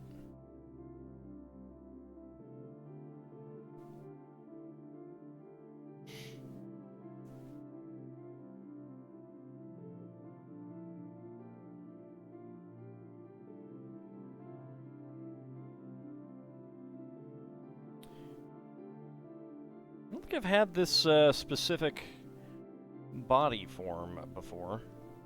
So that fits in right there.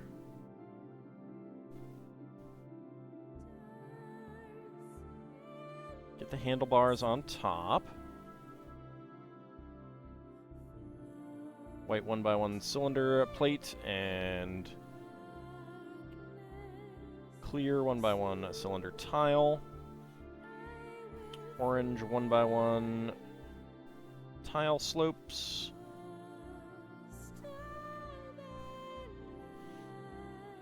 Oh yeah, no, I mean, I get it. I'm just like, every time I see pizza-flavored, like, crackers and stuff like that, I'm always like, what kind of pizza? There's a lot of different kinds of pizza.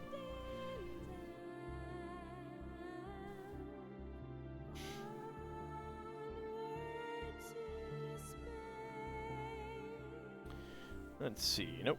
I need a black 1x1, 1x2 with clip. There we go. Lime or olive green.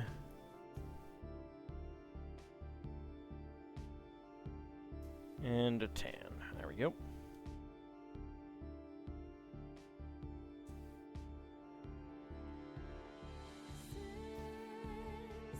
Oh, Shield of Hope. Oh no. Don't make me feel old like that, please. Tanya Harding, you know, the lady with the club. Actually, it was her boyfriend. It's not 1994, so it doesn't matter.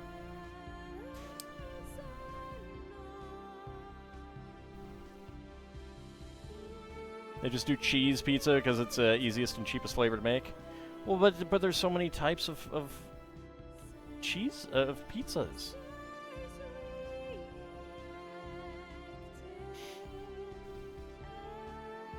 Alright, and finally on the back, a walkie-talkie. Alright, this is so much bigger than the classic motorcycles. Look at the size difference here. Look at the size difference there. It's so much bigger.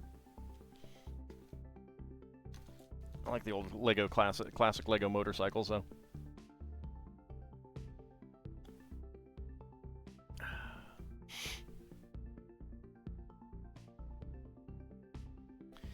Alright. Let's go ahead and get started on the actual helicopter itself.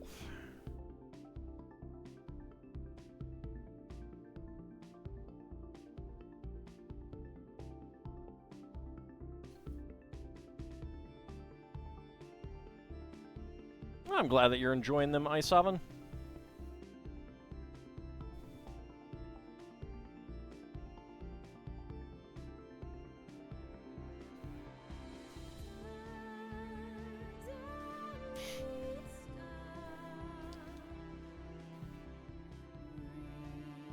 Cruiser versus Sportster. I suppose. I don't know. I don't actually know anything about motorcycles. There we go. Nope. There we go. All right, get a Technic frame here. All right, let's see. Friction pins. Lots and lots of friction pins.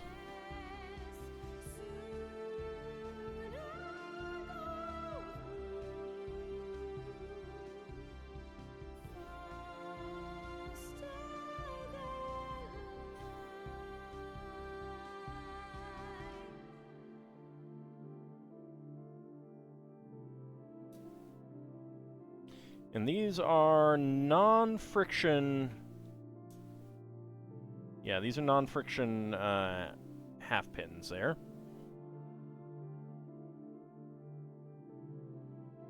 Howdy, Mad Martin. How's it going?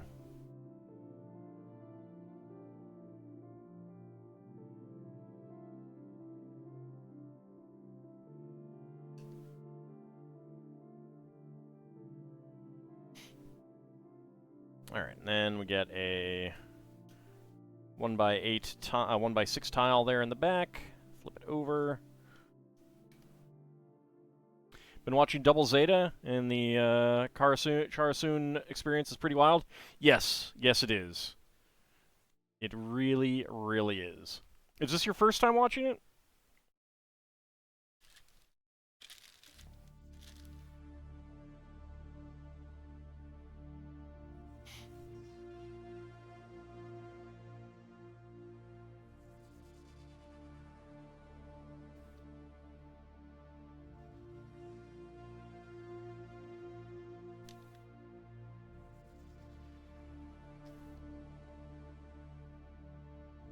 She is one of my favorite Double Zeta characters, just because of how wild she is. And, I mean, her hair is pretty awesome. Don't think you do enough drugs to fully appreciate the Moon episodes. And yes, started it a while back, but the start was rough, so only made it a few episodes in, picked it back up. Yeah, the start is rough. It definitely is.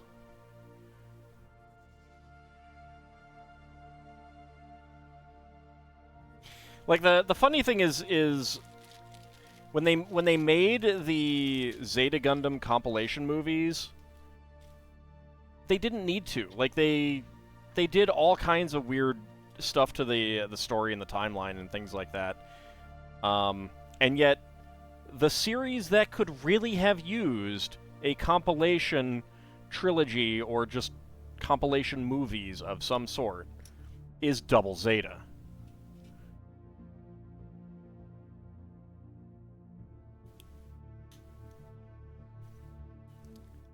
And they didn't do it. And that's not the one that they did. It's like, ugh. Ugh. The series that could have used the series was F91, yes. Because F91 was the first 13 episodes of a series. Like, its story was supposed to be a 13-episode arc of a series. It definitely could have used a full series. I love F91, I really do.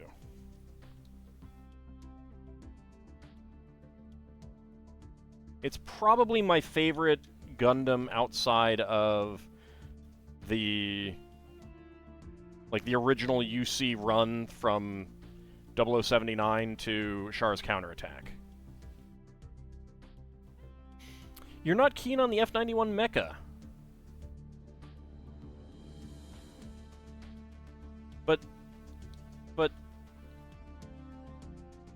But after images that have mass? It's so cool. Like, I think that combat scene is one of the best animated combat scenes ever done in anime. After you finish Double Zeta, you plan to watch Ald's Counterattack? Yeah, that's where the ham drop comes from.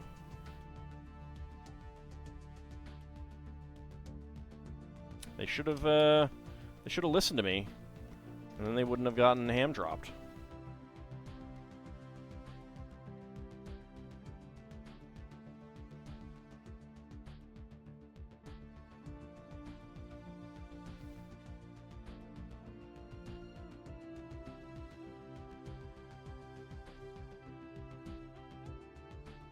I mean, I've watched the first Hathaway's Flash. I don't think the second one is out yet. I have no idea when that's going to be. Not a huge fan of the mecha in it.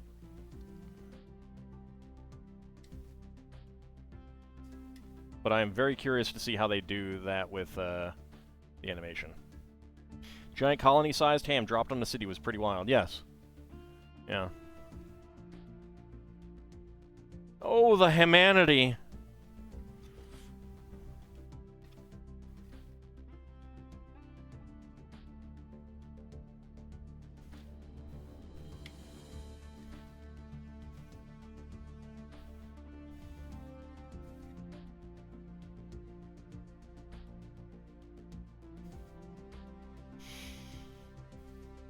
Alright, let's see. One by... This is a very, very wide helicopter. Very wide helicopter.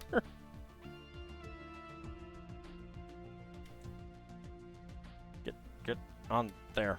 There we go. And then the curved body. This is used for like airline body parts. I feel like this is still wider than that, though. I don't know. Could be wrong. I don't know these things, that is for sure.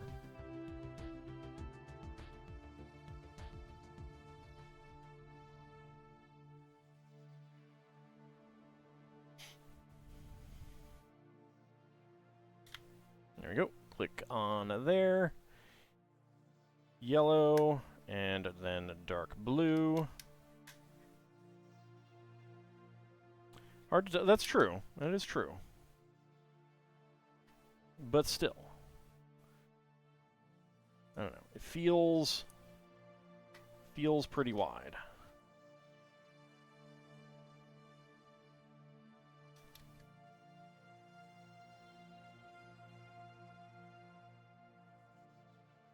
Like, how wide would it be in comparison to, like, a train car? A regular car? A bus? You know? This is so much wider than Lego trains, for example. This is wider than the Harry Potter train, which is oversized.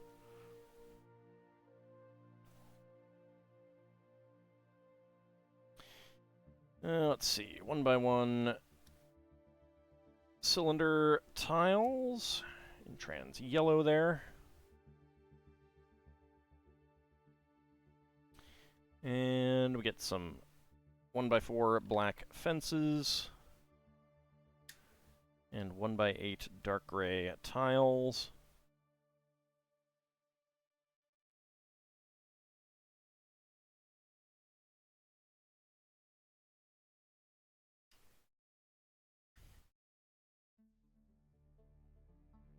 There we go.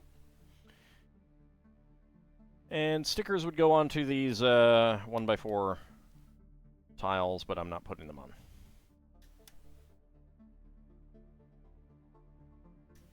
There we go.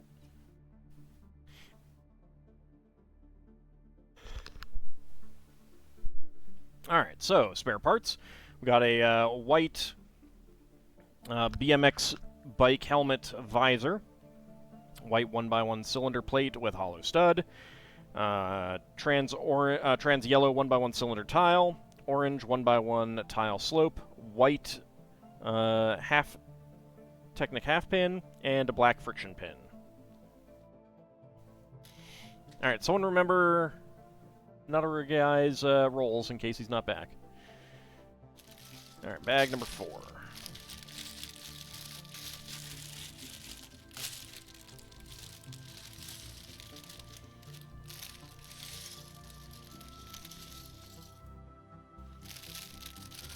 There's a lot of orange in this. There is a lot of orange. Perfect for the eventual Audumla build that I'm going to do. Wink.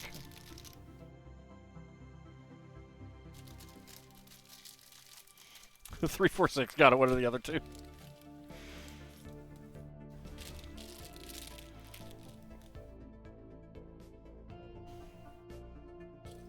Safety orange. Alright, let's see. 2x2 orange bricks.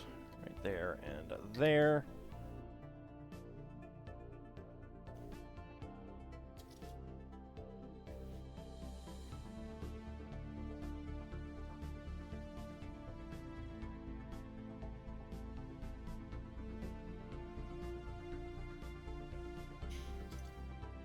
So has anyone else seen the movie I was talking about earlier, Pieces? It's a Spanish horror movie. Definitely trying to, like, exploitative in the vein of trying to be another Friday the 13th in terms of, like, tone, if not setting. Cinnamon buns or cinnamon buns with frosting? Well, with frosting, of course. Gotta have the frosting. Gotta have the frosting.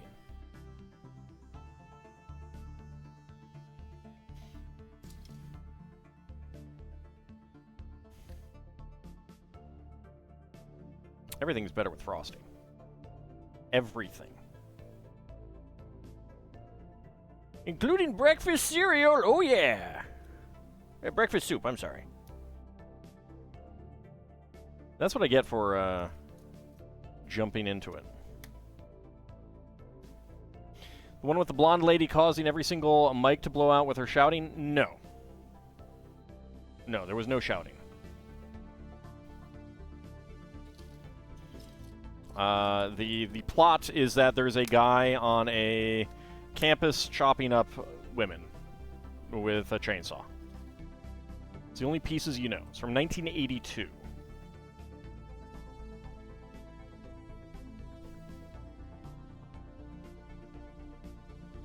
I mean, for a 1982 movie, the gore effects were not too bad.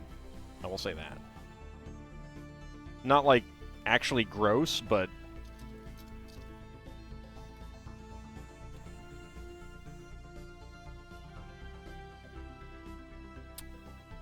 Oh, you can have frosting on soup. That's any horror movie. That's fair. That's fair.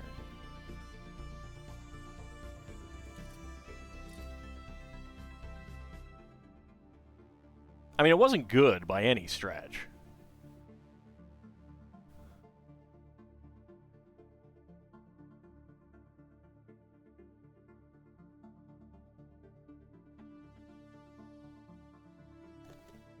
And it has that bad ADR dubbing of, you know, that you get with those European movies set in America kind of thing. Normally it's Italian, but this one was Spanish. The killer was trying to Frankenstein together the bits he took from his victims. Yes, yes. That's why it's called Pieces, because he was like puzzling them together.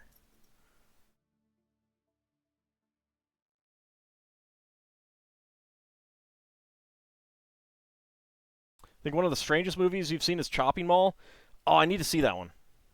I need to see that one. It's actually on Peacock. I'm planning to watch it one of these days. But it's got Dick Miller in it, you know? You're always in for a good time when Dick Miller's in something.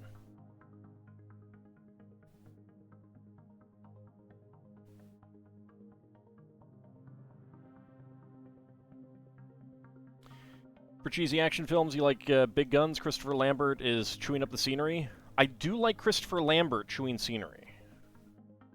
There's a scene where the female protagonist is shouting and she basically causes the recording mics to peak stronger than Mount Everest. Oh, okay. Like, not as part of the, part of the story, but just a bad recording. Yeah, I do remember that. I did notice that. So I thought you meant it as part of the actual story itself. Yeah, there was just a bad ADR recording of that.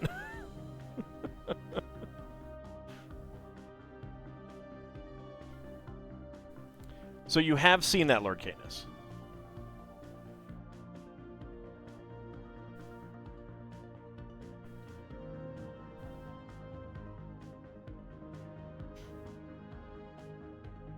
You've seen the dead meat kill count. Okay, so you haven't actually seen the movie itself. Did they show the final scene?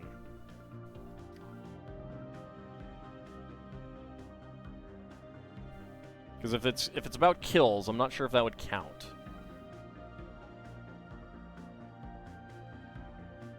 Yes. I was laughing. It was so stupid.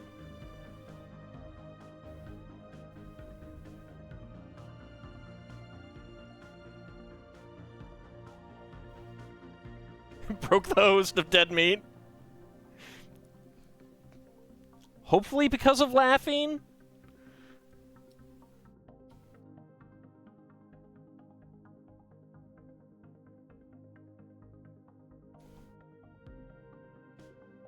Because it was funny. No, the opposite. Okay. See, I couldn't take it seriously. Like, that is definitely something that should cause most men to cringe incredibly hard, but I was just cracking up because it looked so terrible and was so dumb. Alright, for those who don't know, who haven't seen this, and I kind of imagine that unless people like bad movies, they're probably not going to be watching it. Like, if you like bad horror movies, give it a shot. If you don't like bad horror movies, then I can't imagine anyone's gonna watch it. So the end of the film, they've caught the villain, and the pieced together corpse falls on the main hero out of, like, its hiding spot in the wall. And for a bit of a jump scare kind of thing. And you basically think the movie is over, and they decide to do the kind of thing that they did in Friday the 13th with one last jump scare. And so the stitched together corpse. Now, keep in mind, this guy's stitched this corpse together, but in no way is there any sort of Frankenstein's monster thing going on. He has not, like, shocked it with electricity or anything like that. Like, it's just pieces of dead people. But it grabs the main guy in the crotch and squeezes. It's a corpse. Like, there's no reason for it. They're just trying to get a, one last jump scare out of it. It was so dumb. I cracked up. I couldn't even take it seriously.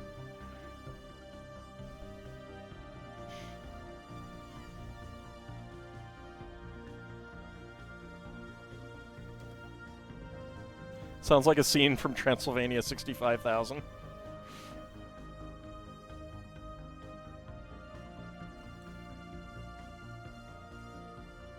Like, it was obviously, like, designed to try to get male audience members to jump and scream and shock and stuff like that, considering that up to that point, basically all of the victims had been young women. But it was just silly.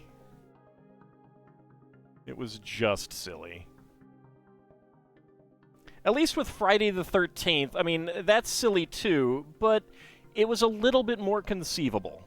Little bit. Little tiny itty bitty bit.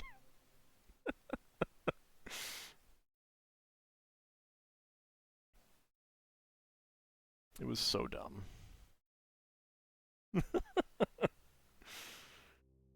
Ah. Posted the kill count video okay. I'll check that out to the Discord. I will definitely check that out.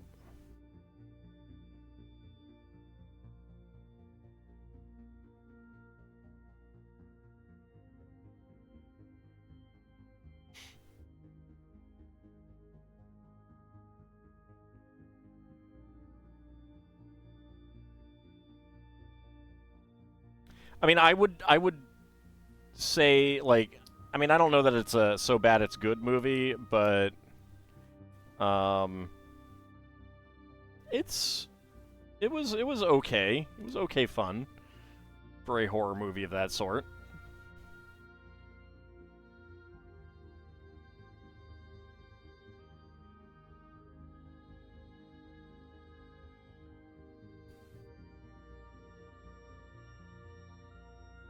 I've got an engine here.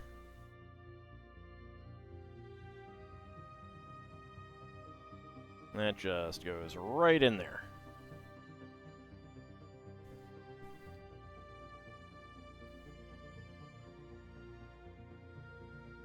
I didn't push that in all the way. Anyone else seen Darkstar? Yes, I have.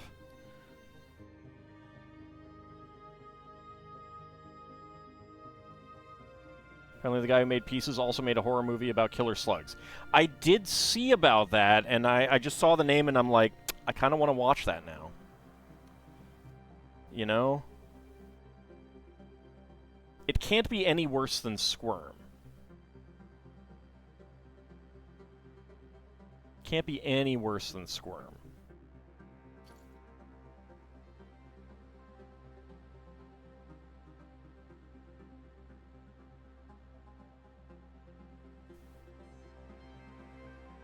Slugs is a decent horror movie? Well, it might not be just slugs. I don't know.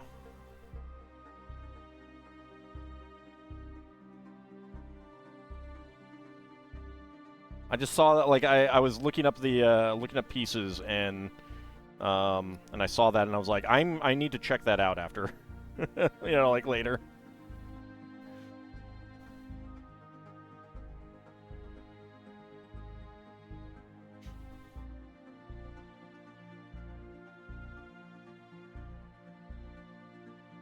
Supersonic Man was riffed by Riff Tracks. Yes, I believe I've seen that one. Cameron Mitchell's in that one, I believe.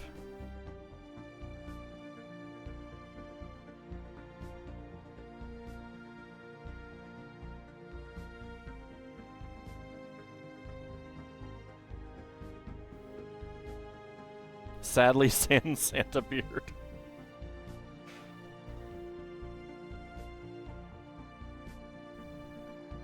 Patron saint of bad movies.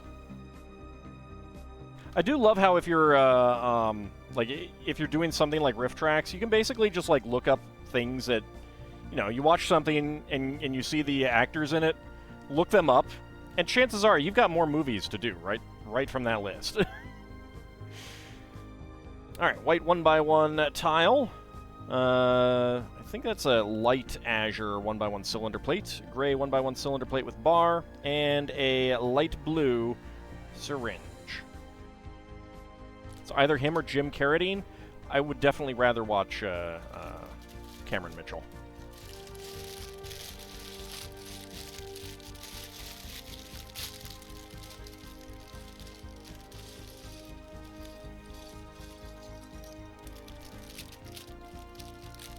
What about the masterpiece Night of the Lepus? Riff Tracks did that one too. Is this jungle in New Jersey?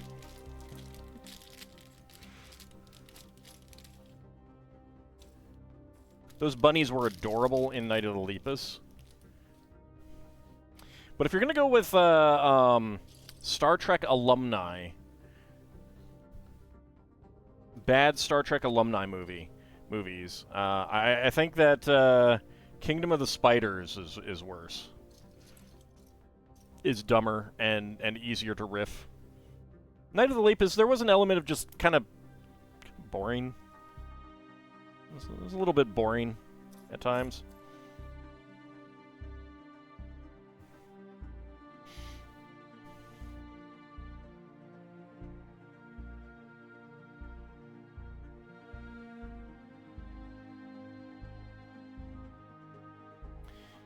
Alright, let's see. We got 2 crates.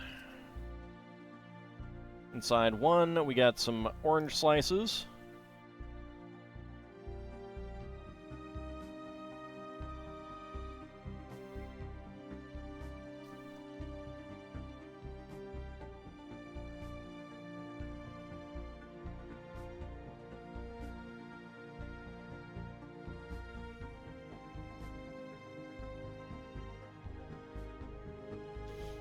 And then in the other, no waffles.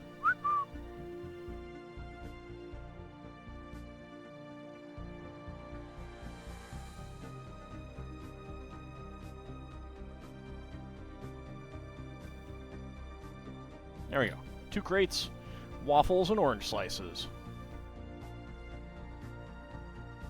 We're not actually doing anything with these yet. For him. Any Scotty movies? The original Dune does have Patrick Stewart, yes, but the original Dune isn't a bad movie. It's a good movie.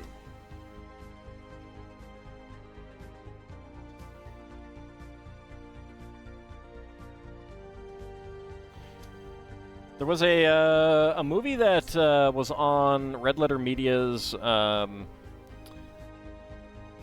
Best of the Worst that had James Doohan sitting in a chair with a patch over one eye.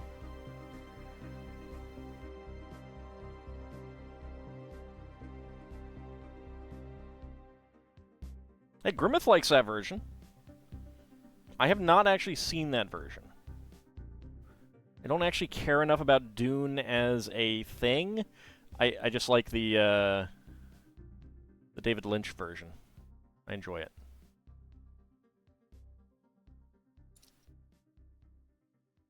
So I'm not really like a Dune person. I haven't read the books. I have no real desire to read the books.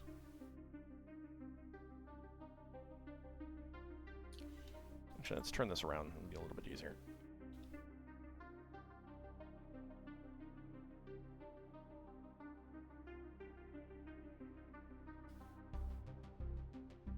I mean, the Toto score and the cinematography of David Lynch's Dune are pretty excellent.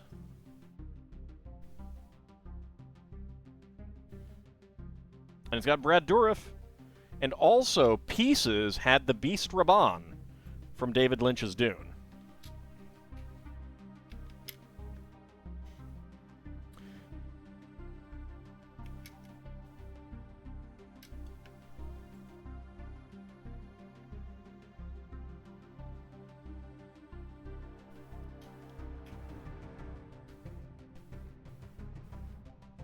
Not a fan of Dune, never cared for the aesthetic. Oh, I get that.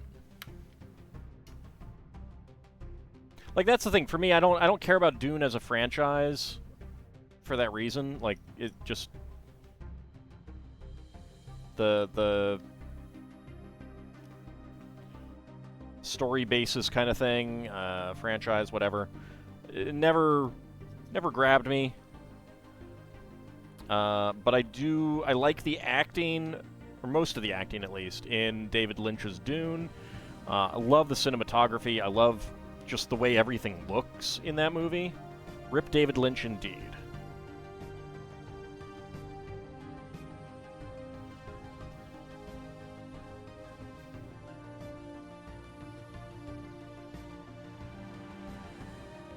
I just think it's a great looking film.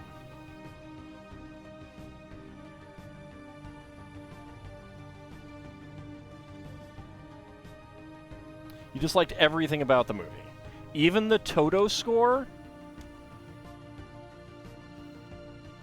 I don't know. I might have to cut off your... Ever see Jodorowsky's Dune? I mean, that wasn't made.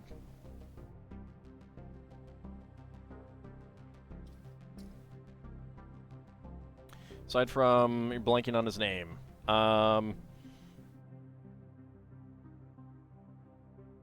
Sting, yeah. Fade. I have seen the documentary, yeah. I seriously doubt that it would have looked anything like that, though, because movies never look like what they... almost never look like what they look like in that kind, you know, in the planning stages. See, Mad Martin, that's gonna happen when you're eating so many brains.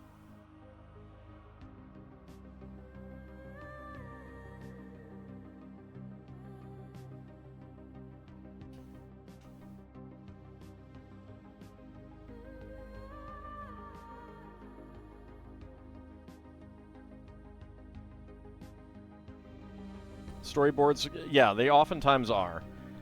Unless a filmmaker has complete control and they're also good at making storyboards. Like, James Cameron is good at making storyboards because he actually did a lot of, like, a lot of his early stuff was,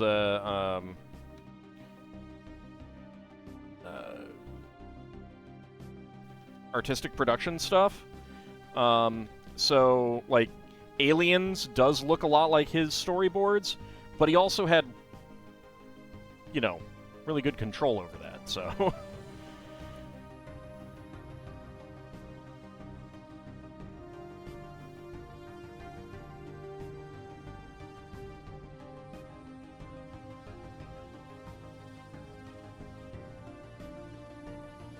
Oh yeah, I mean, it's definitely, like, you know, gives you some like a lot of interesting ideas and stuff like that. I mean, that's what that phase of film production is.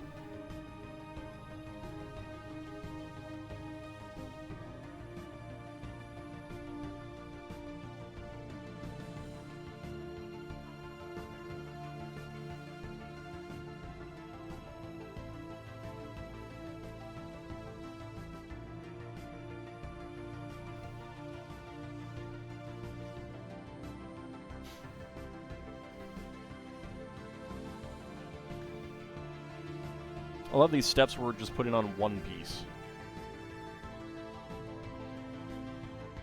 Just one dinky little piece. There we go, we got 3 pieces. Yay.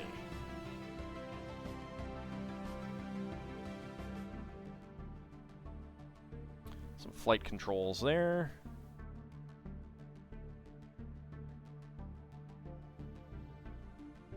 I was talking about one piece Lego, that's true.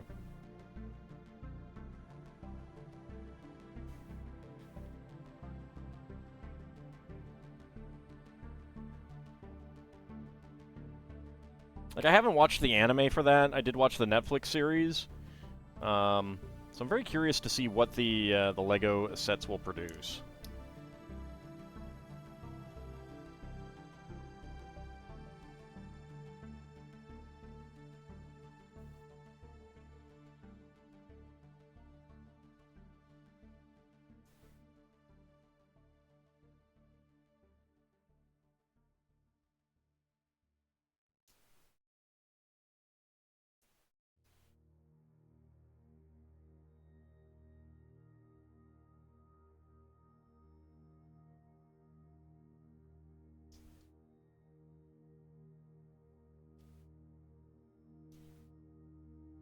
Like, we've gotten to see some of the minifig parts.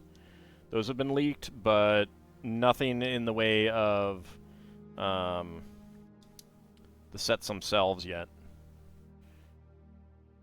Probably going to be quite a bit later in the year for that.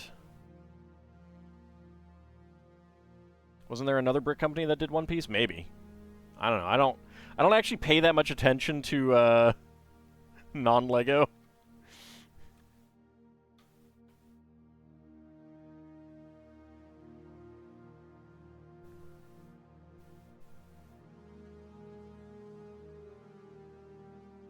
Oh yeah, there's a lot of actors like that.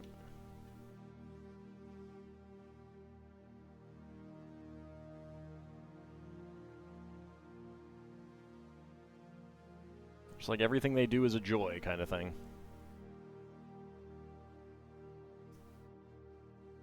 Tony Todd, for example.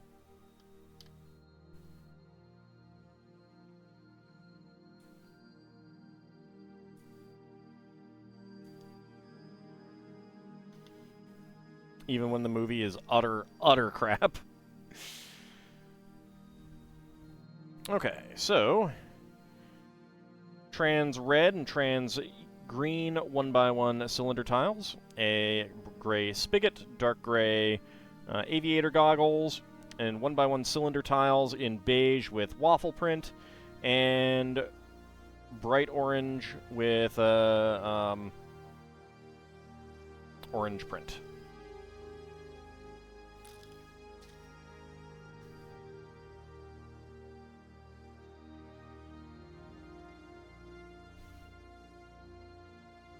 Miniseries Fade is hotter than either movie Fade. Yeah, Candyman is better because of Tony Todd. Absolutely. That is not a good movie, but it's better because of Tony Todd.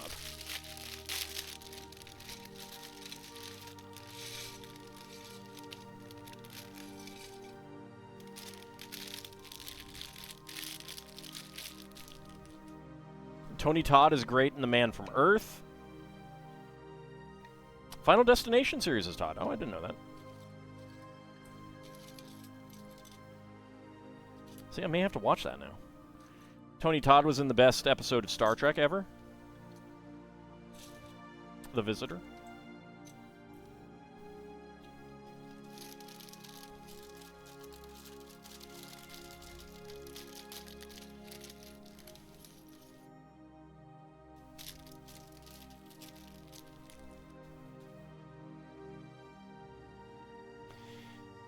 Alright, let's see. So we got the same lady again.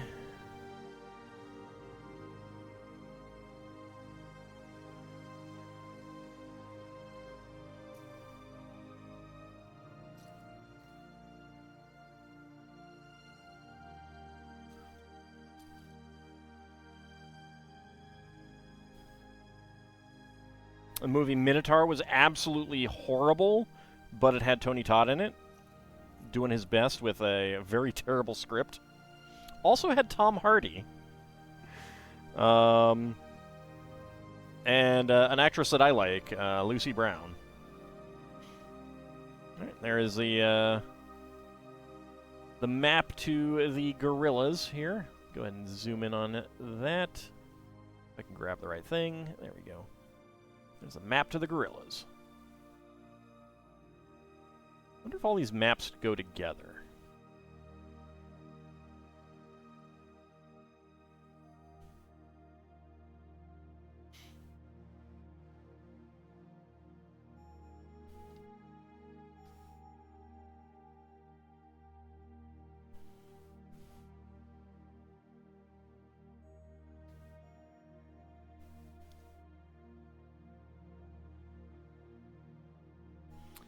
Let's see, we are putting them that way.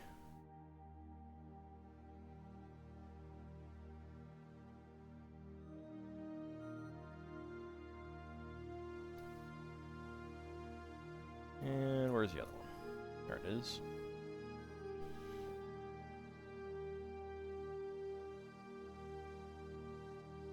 There we go. So All Journey's End is the best Star Trek episode because that is when Wesley left our lives and ended our suffering.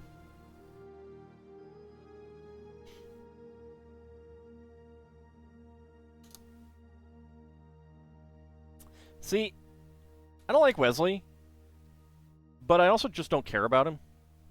So, like, I don't care. I mean, yeah, it was better when they got rid of him for a while. But, like,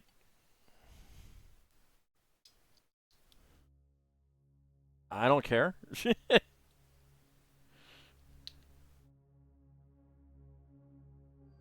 Is that a Jane Goodall figure? No, it's not. The very first Lego build stream that I did, though, did have a Jane Goodall figure. I need to go back to those old episodes and get them all like re-tagged and everything like that. I didn't have a good system for those back then.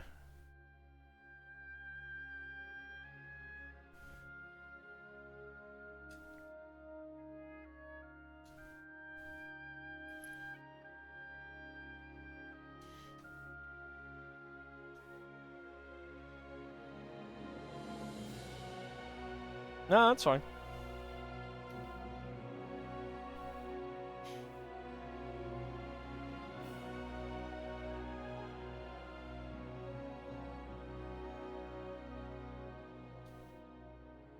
Next, I need a Ruth Bader Ginsburg.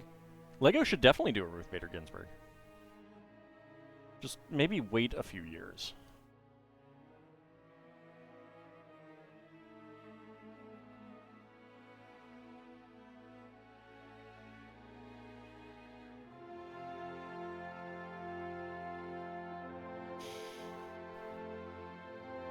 I mean, they did the Ladies of NASA, which I did miss, and I'm annoyed at myself for missing that one. Was it like multiple Ladies of Science? I don't remember. But that was nice.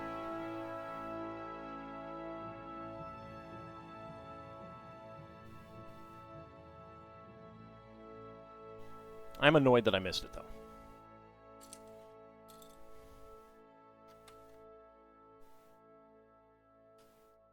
Isn't there supposed to be some Friends Zoo set coming this year, too? I don't remember. I haven't paid that much attention to the Friends sets. Like, I oftentimes don't pay that much attention to sets when they're not, like,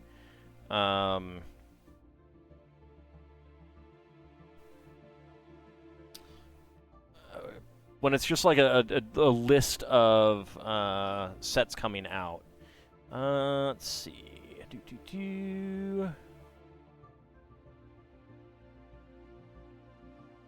That's Minecraft. That's Star Wars stuff.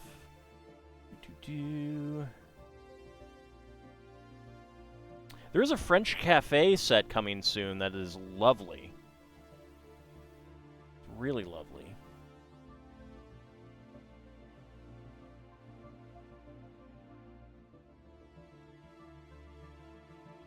Alright, let me see.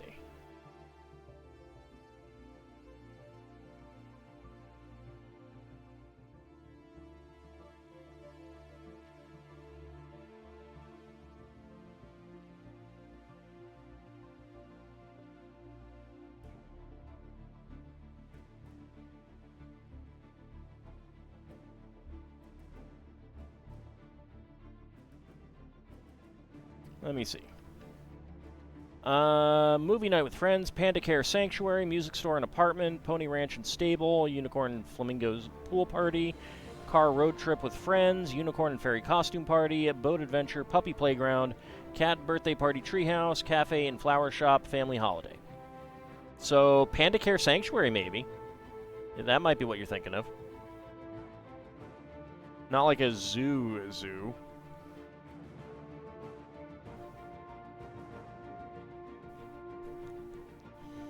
I mean, it still could be pretty interesting.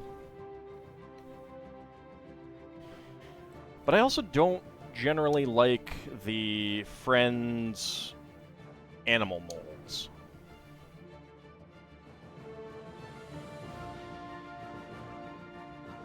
Trouble with triples. I mean, it's a good comedy episode. Saying that one thing is the best doesn't diminish all the other good ones. But The Visitor is the best.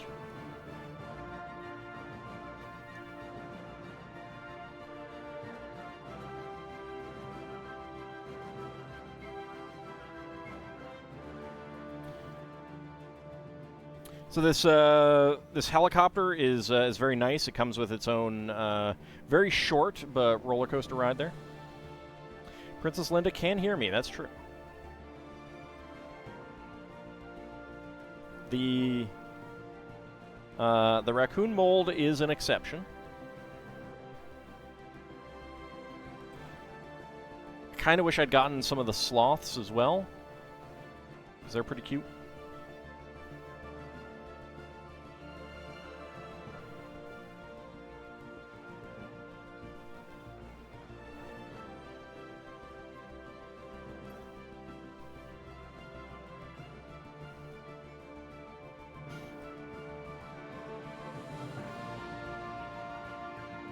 Old Trek is pretty good.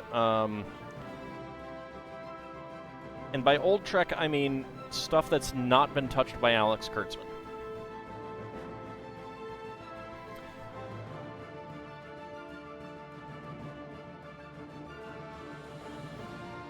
You're not a big sci-fi fan. Ugh. Ugh.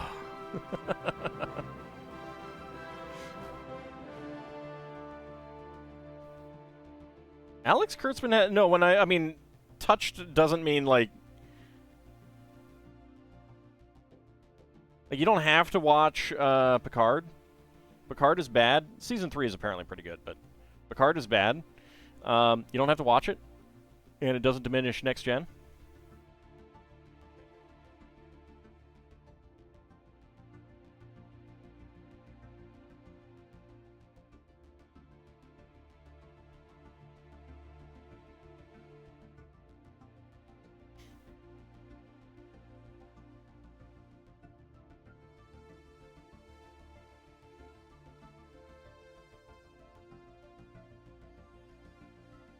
See, I'm not really, like, much for reading sci-fi, but I do like watching sci-fi.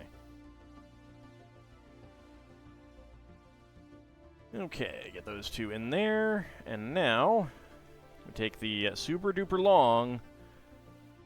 Doesn't actually say how long this one is, huh? All right.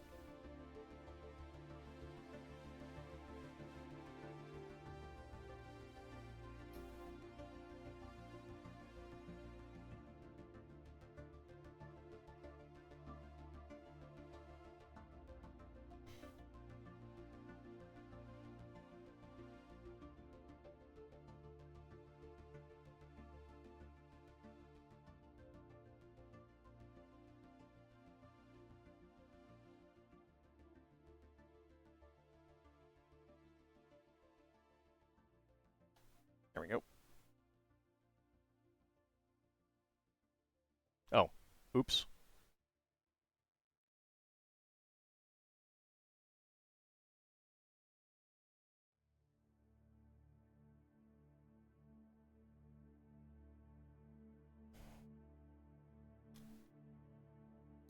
Alright, fine.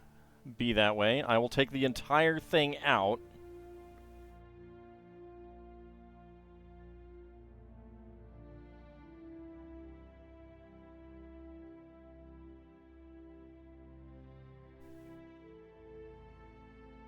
So I will say this about, like, the original series. The original series has some great writing, some great storylines, terrible gender politics, amazing racial politics, and generally good social commentary on other situations for a 1960s series. Terrible gender politics, though. You're rebuilding a set at the moment. Nice. Which set?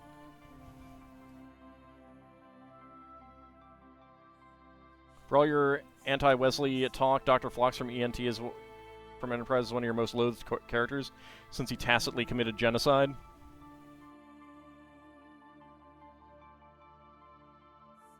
I don't think he's the only one, though.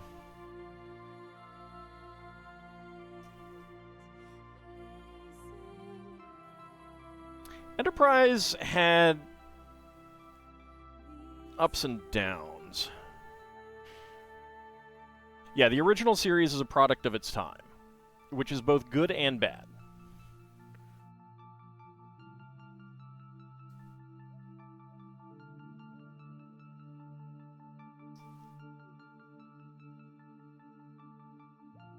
I have been meaning to. I don't have Paramount Plus though, so. But yeah, I've been meaning to since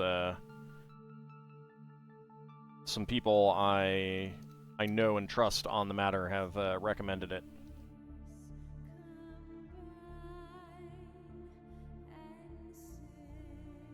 It is okay. I mean, okay is good, I suppose.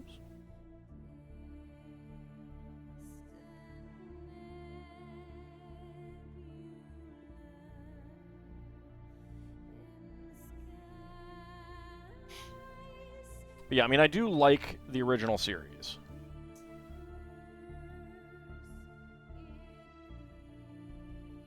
It's campy. It can be fun.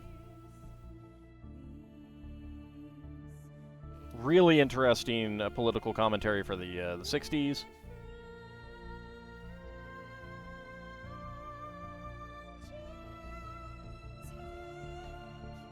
Alright, that goes right in there.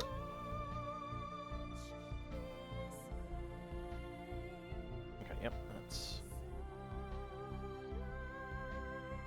Why are you not going down? There we go.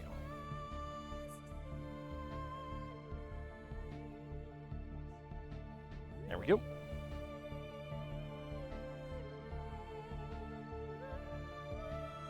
You really need to find Stellaris songs with lyrics? I think there's only 2.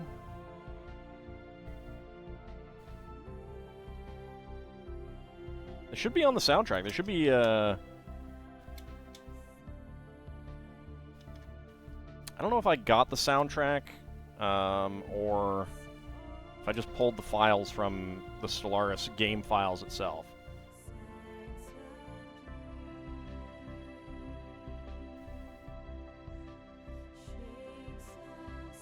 I do not remember. It's been a while since I did it.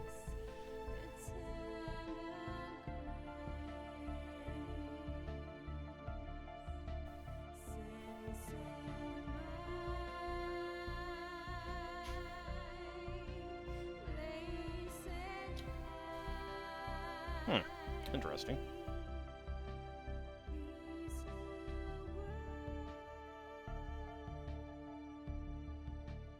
It is an interesting way of doing that.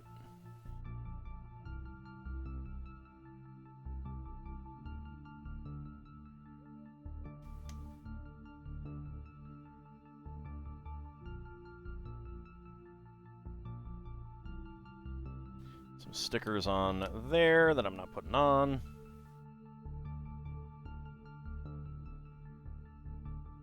Just the Jungle Explorer helicopter and ATV.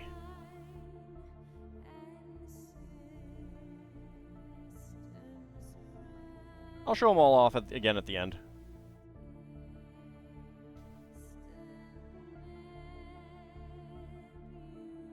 Alright, Roboljacks, thank you very much for coming on out. Sorry about missing the predictions, but we're almost done with this set, so we'll be doing that shortly.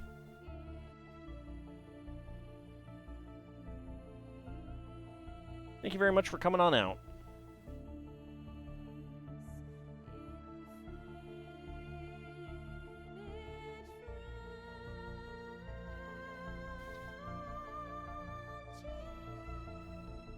There we go.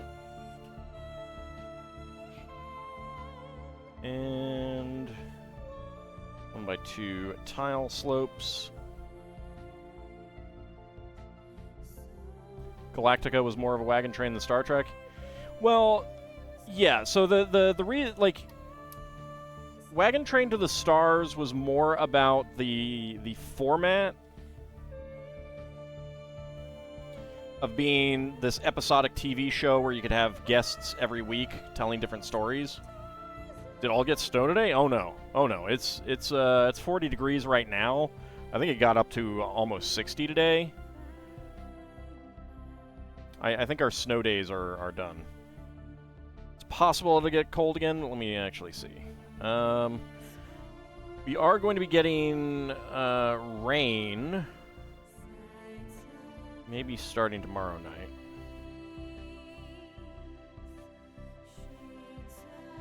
Oh yeah, high of 47 tomorrow, 52, 47, 44, 58, 49, 43, 59, 56. So, yeah, no, we're not getting snow anytime soon.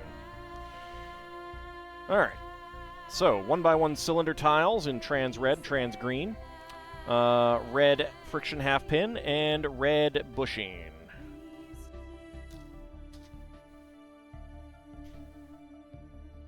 All right, bag number 7.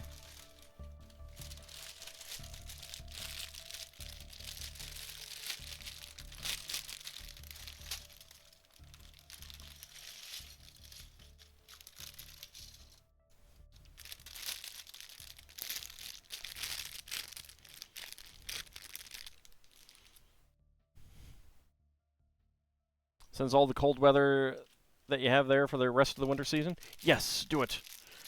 Although, actually, let my mother's pond melt first, so that, like, one of her ponds has ice about that thick on it. It is really thick. That needs to melt. I have had to sledgehammer it when I've checked it. Try to, break it up a little bit, get water from the fountain back into it, kind of thing.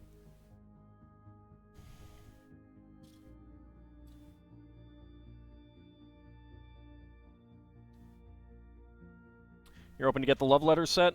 Oh, the sculpture? Yeah, I really like that they're doing art sets. There's a recently announced one for, I think, a Van Gogh sunflower painting, which looks pretty nice. No, just the one. All right.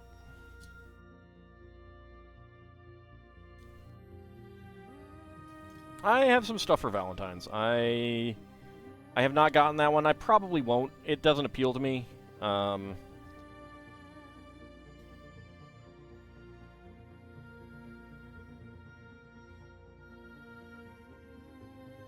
Yeah, it just doesn't really appeal to me.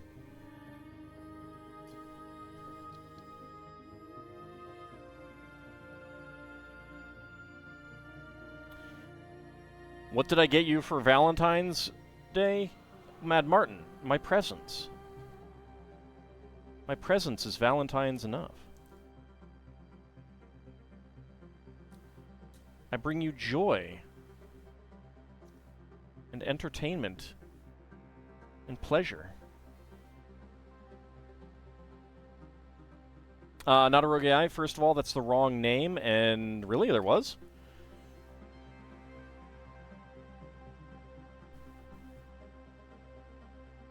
Well, you'll have to see what sets are going to be on Valentine's Day.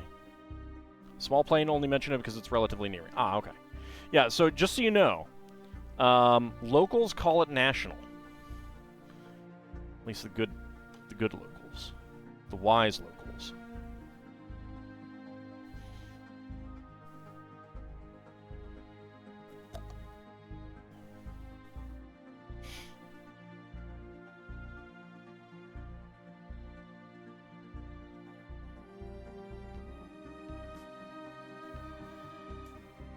And back in '83, there was a pretty bad plane crash.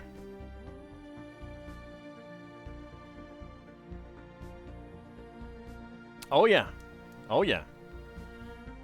You can't escape Weeb. Can't escape him. He's here to tell you that he's feeling a little bit better today. And that you should avoid combat because it makes him nauseous.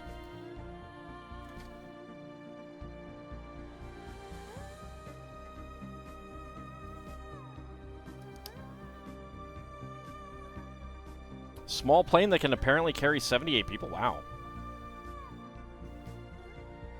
Okay, yeah, that's a little bit more than a small plane.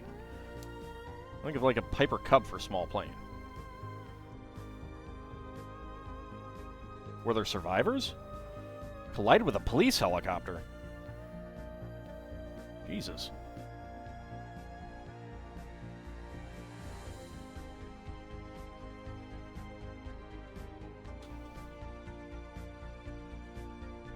They're searching the Potomac. Oh. Oh. Oh. Alright, well. That's not good.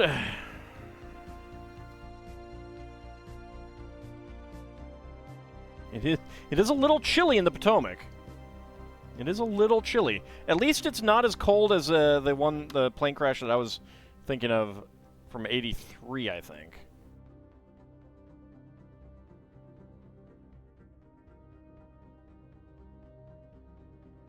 The plane crashed into like an actual passenger plane, like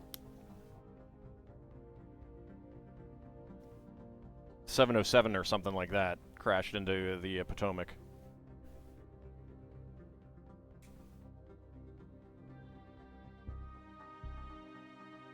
Well, hopefully they find some people still alive. When did this happen? Like, very recently, as in like the last hour kind of thing?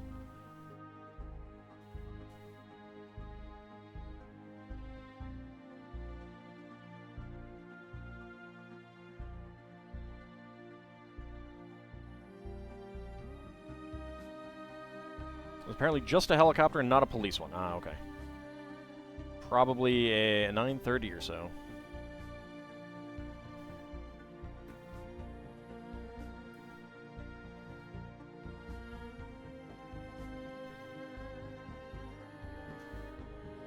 Any information on people who were on board?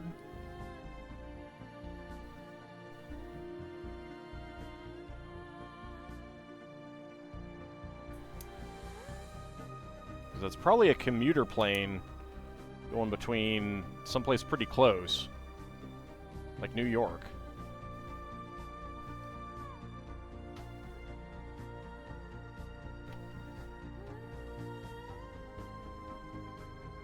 It was flying from Kansas. Wow, that's not actually that close. Kind of surprised, actually.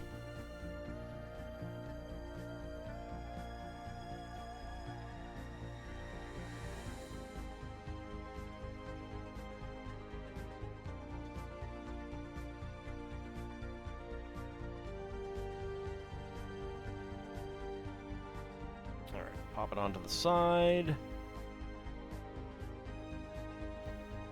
That in there. No info on passengers yet. That's fair. Probably do want to wait until they confirm whether people are alive or not.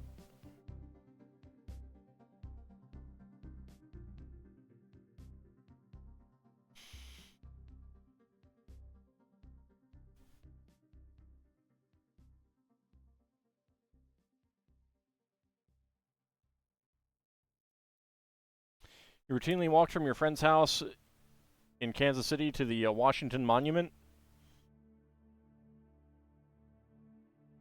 It's a really far walk.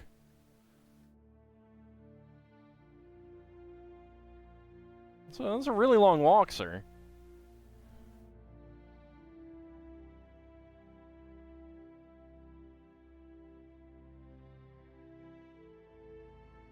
Walking all the way to D.C. from Kansas City.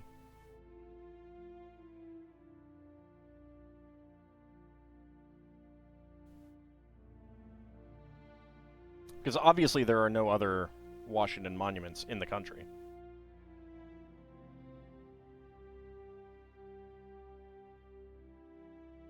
Obviously not.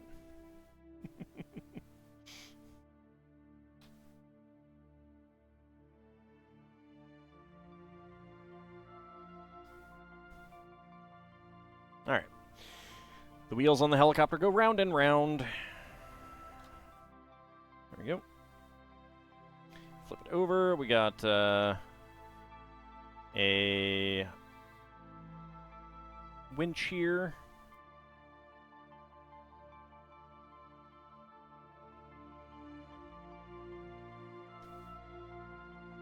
with a little, not very long cable.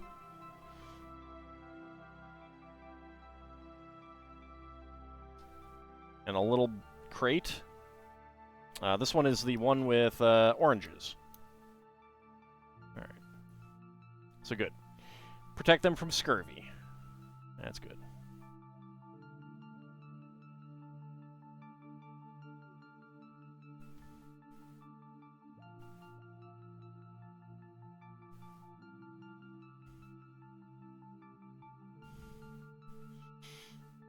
If only the gorilla could fit in there. If only. Alright, now the rotor blades.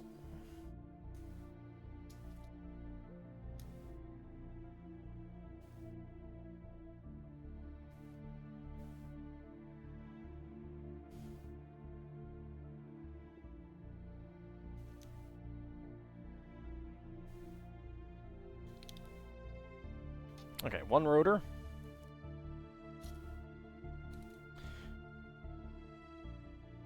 Yeah. Congo, where you got Jodan Baker wanting a diamond from the mine, has Bruce Campbell in it, Laura Linney, I think, and Ernie Hudson, and the talking gorilla with the sign language.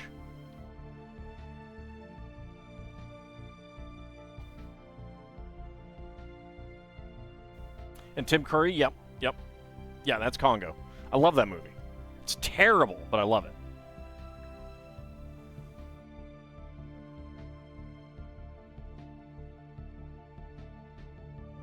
Okay, he needs to be laying down.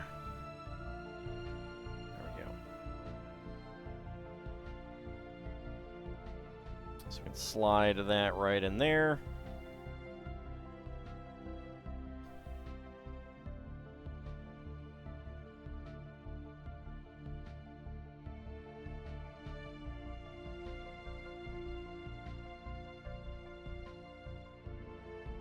It was called Your Dad a Silverback Gorilla.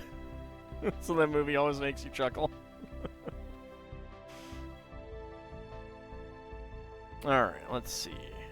I guess this can go in here.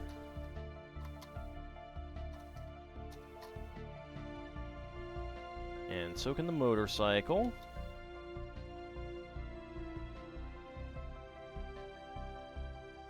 There we go.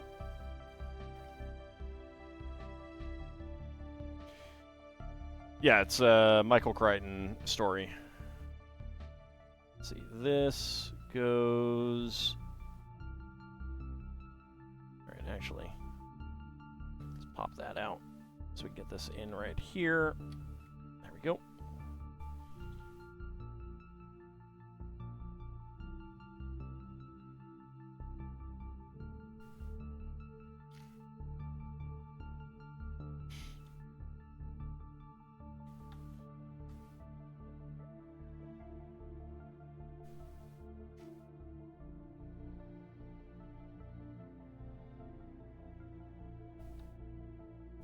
Get everyone into the helicopter.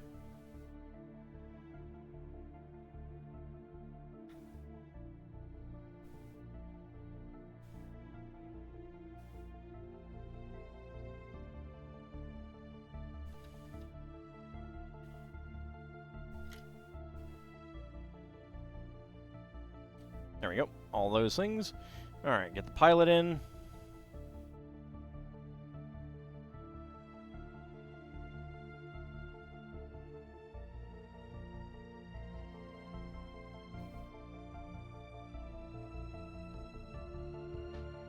And she can be sitting here as well.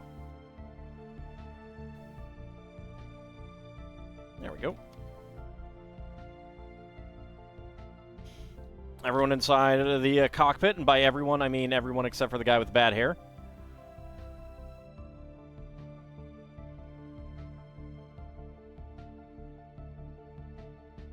There we go.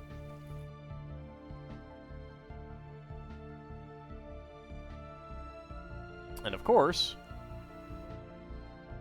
Whee! Perfect for chopping up enemies. I mean, you agree with Roger Ebert, the result is not a movie that is very good, exactly, but it's entertaining and funny. False sophisticates will scorn it, real sophisticates will relish it. I'm actually surprised that he had that kind of positive review of it. Actually surprised.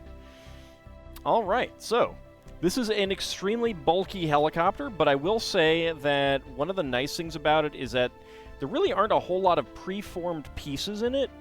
I mean, there's some, like these two, and you got some of these pieces and that part there, but in general, it's not exactly brick-built, but it's pretty close for a helicopter of this size. So, yeah, actually, I like it. I like it quite a bit. It's gigantic. Could use some work, but, yeah. It's not too bad. Not too bad. Also, this is a pretty neat little element. Like, just having these rotate. I was not expecting this. I was expecting them to just be free-flowing. See, a report that the helicopter was a Black Hawk. Oh, that's not good. It's going to be a military, then.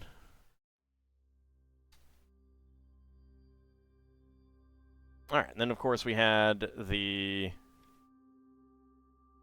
gorillas here. Oh, they left. I had more photography tips. Well, is okay. I go get out my DLSR, take pictures of them next time. Get back onto the... Alright, not knowing exactly where the stud holes are on the feet is a little annoying. There we go. You like the gorilla figures? Yeah, they're pretty nice. The only thing that I don't like about them is the lack of articulation in the butt. The butt could use some articulation. How do the gorilla heads compare with the Bigfoot minifig? Very different. I have one around here somewhere. Hold on.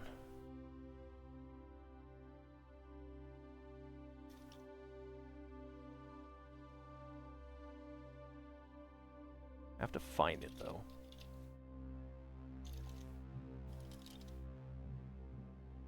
Alright, well, Yeti will have to, we'll have to do. There's no nose on the Yeti. So, but these guys have a nose. Little nostrils. Let me pick it. There we go. All clean. You want to... Here, have some lollipop. Some popsicle. Yum. Good.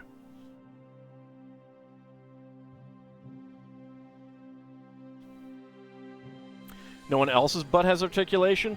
I mean, minifigs do. Look. Look at that butt articulation. That is some butt articulation right there. And also, Tiger has butt articulation. See? Look at that butt articulation.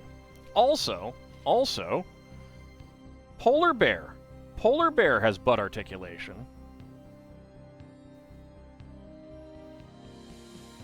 I will grant you that Sharky and Little Sharky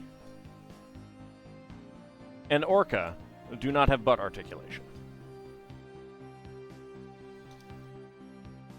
Sadly, the gorillas do not have butt articulation.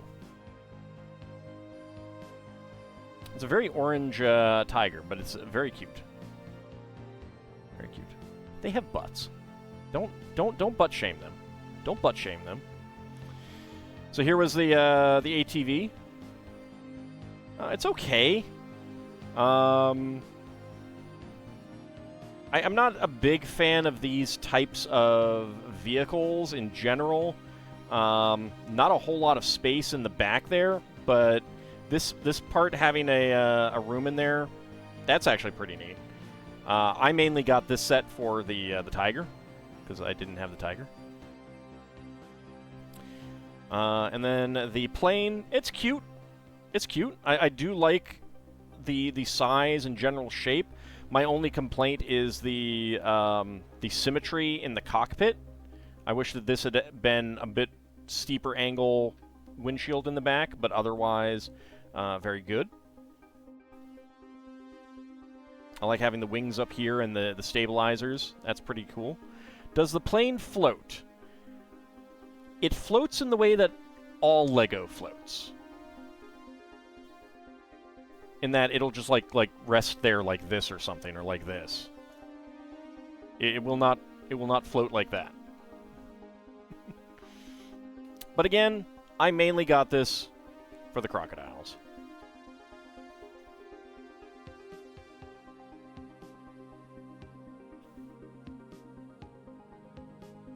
All right.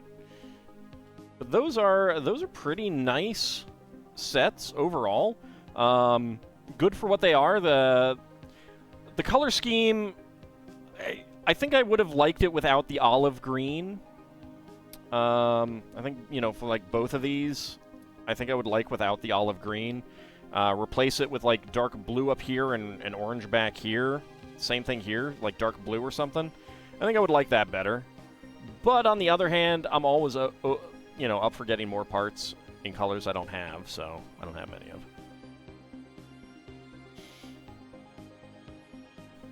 Why would the police have a Black Hawk helicopter? That crap needs to stop. Oh, and of course, there is the baby gorilla, which is adorable. Able to ride around on Daddy's back. But it is time for us to do minifigs.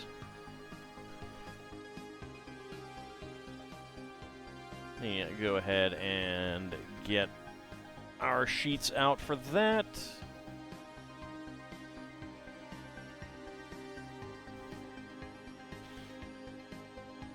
There we go. Starting off with Series 14.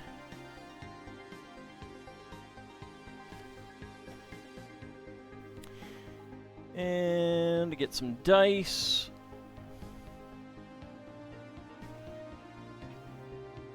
Alright, 2. So we're going into that column. I'll roll a d12. I don't think that there's more than 12 in there. Alright, so we got a 6. 1, 2, 3, 4, 5, 6.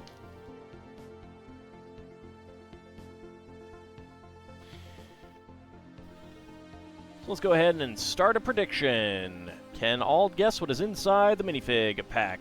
Get your predictions in. So 5 for Vigistry. That would be the Plant Man. Not the Scat Man. The Plant Man. Let's see, I got a 7, so that is the Spectre. Bahamut 14, that would be the Banshee. I do like that Banshee figure. That's a great figure. I know I shouldn't be checking out the Undead, but still. She might be a little bit old for me, but still. So get your predictions in. Can I guess what is inside the minifig pack? Guessing begins with a Minotaur Jungle Explorer. A Leonin horror movie director. He's just trying to direct Roar. 3 for Nadaroge Eye. That would be the crazy mad scientist, big head mad scientist. We have gotten 4 of him. I don't know if there are going to be any more. So it's up to you if you want to re-roll or not. You can let it stand if you so desire.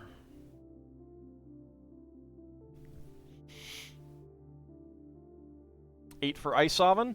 That would be the cheerleader. The zombie cheerleader. Leonin wants more Big Cat movies. Okay, you did choose to re-roll. Go with a 12. Now, we've gotten, how many is that? 4? Yeah, we've gotten 4 of Frankenstein's Rocker. I don't know if there are more of that one. Check her out if you must all. Just don't touch her silver comb. But I want to. Alright, predictions are closed. Okay. Where's the gingerbread man? Not in this set, and we never actually got him. I need to go, actually go and buy that separately. Alright, but timer is go. Alright, let's see, what do we got? What do we have?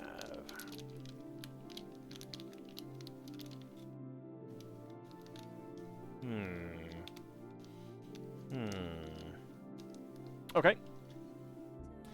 14.2, we have my roll of the Spectre. I felt the chain, I do believe. Is there a Ginger Dead Man? No, there is not.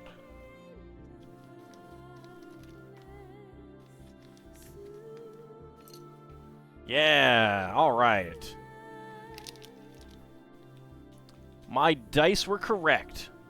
Alright, let's choose the outcome. That is within 20 seconds, because that is a 14.2. Alright, complete that prediction. Who is getting the hams? Let's see. Bahamut getting all of the hams. Very nice, very nice. Kinshir, Ice Oven, Vigistry going for 20 to 50. Shield of Hope going for 50 to 60. And Lel Bunny going for no.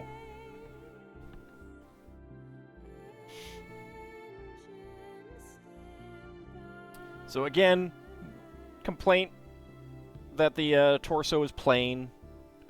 They would definitely have printed it these days.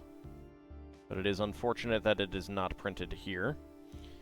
We do have an interesting cloth cape element here. Get his glow-in-the-dark head on. Get his cowl. And the chains.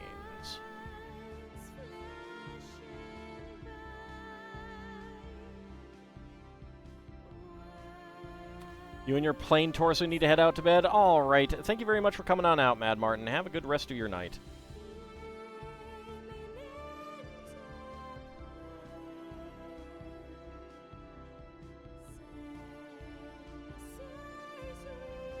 And there we go. And he's got a nice chain to rattle when he's coming to haunt Mad Martin tonight. Obviously tonight. So I do love this this ghost piece down there. It's pretty nice. Cowl is cool. The fabric cape element is pretty neat. But yeah, the one disappointing thing is the plain torso. Let's zoom back on out. Alright, let's go ahead and mark him down. So that is our second of those. So I don't know if this is one of the sets with a 2-4-6 configuration. Some are 2, some are 4, some are 6, or if it's a 3-4-5 configuration, where there's at least 3 of everything, there's 4 of some, and 5 of others. I do not know. Hopefully it is the latter. I would rather get 3 of everything than 2 of some of them. I really would. Alright. Next up, the Lego Movie. The cape is covering the torso, and that's why they didn't print it, but they definitely would have printed it today. And that's one of the reasons why I feel like... Because, you know, like this especially, it can pop up and there are little holes through it. So they definitely could have done something like that. Alright, 3. So we're going to the middle. D20. That is 17. There may not be 17 here. Let's see. 1, 2, 3, 4, 5, 6, 7, 8, 9, 10, 11, 12, 13, 14, 15, 16, 17. There are. All right.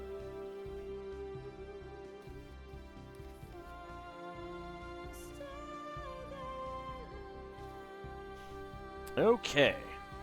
Let's start a new prediction. Can all guess what is inside the minifig pack? Get your predictions in.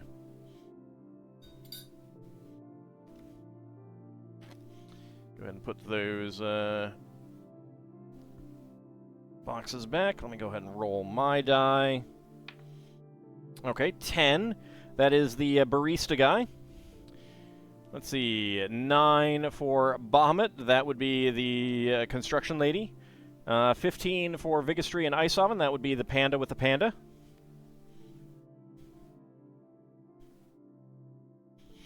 I mean, doesn't every panda have a panda? All right, while we are doing this, let me go ahead and get my weights up for the next one. A Minotaur jungle music composer. A Leonin jungle explorer. It's a jungle out there. Alright, about a minute to go. Get your predictions in. Can I guess what is inside the minifig pack? So far, we have gotten the Cyborg Madam, Wild West Wild Style, Abraham Lincoln, Scribbleface Cop, William Shakespeare, Where's My Pants Guy, and that's it. So, still quite a few that we have not gotten.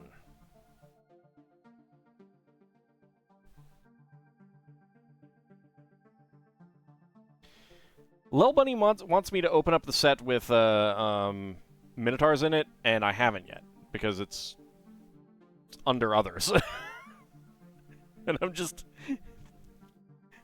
going in the order that they happened to get stacked up in. Alright, just a few seconds remaining. Let me go ahead and reset my timer. You're all ready to go when that timer runs out, and it has run out. Okay. And go. Alright. Let's see. That is a hairpiece.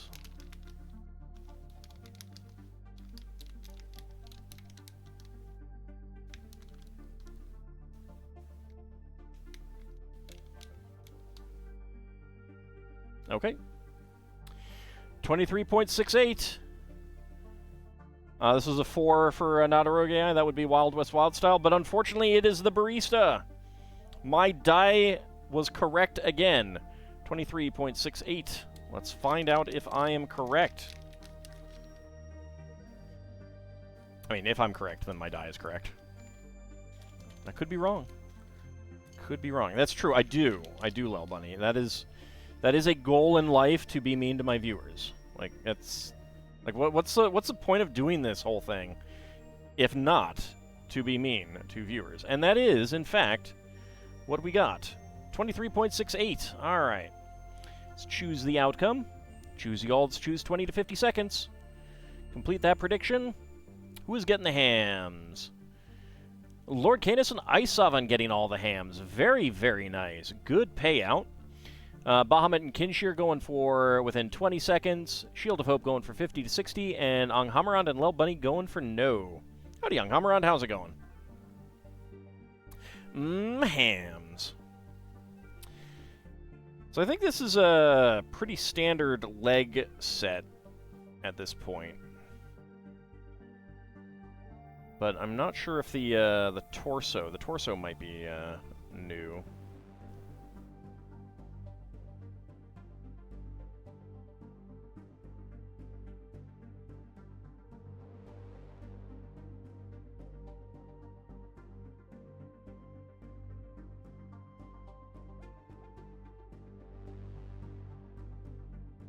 And some coffee. And yeah, they've definitely changed the coffee cup, because it has a little slot there now. And this one does not. Alright, let me go ahead and zoom on in.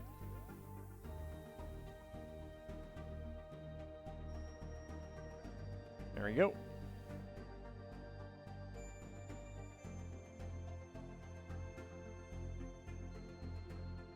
Ah, his name tag says Larry.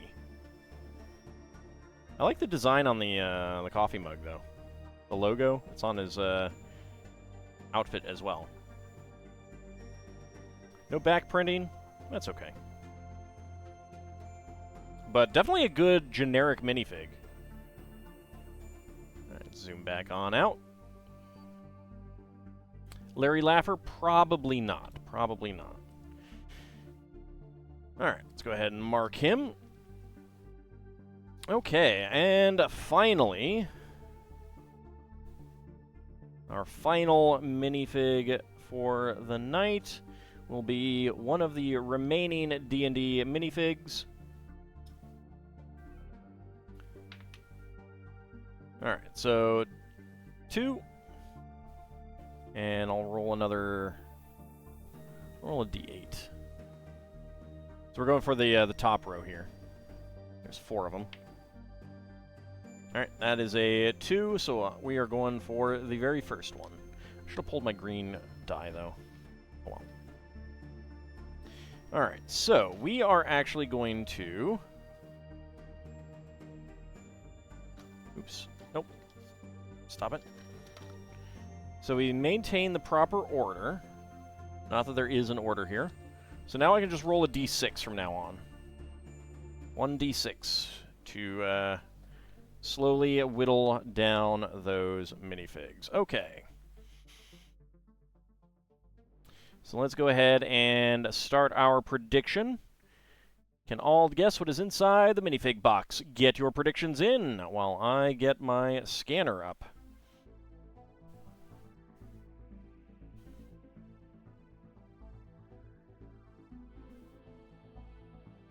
There we go. Alright, so 10 for... Let's see, since we've gotten a Spectre, is the barista from the Shining movie? I didn't know that there was a barista from the Shining movie. So, Vigistry 10. That is Lady of Pain. There is one left. 3 for Ice Oven. That is the Tiefling Sorceress. We need a reroll on that. 10 for Nadarogei as well is the Lady of Pain. 8 for Bahamut is Strahd. So there should be one Strahd left. 6 on a reroll. That is the Aarakocra. We have gotten all 3 of the Aarakocra, though. So, gonna need a reroll on that. This evening's final guess absolutely must be a Minotaur Jungle-based search and rescue team member.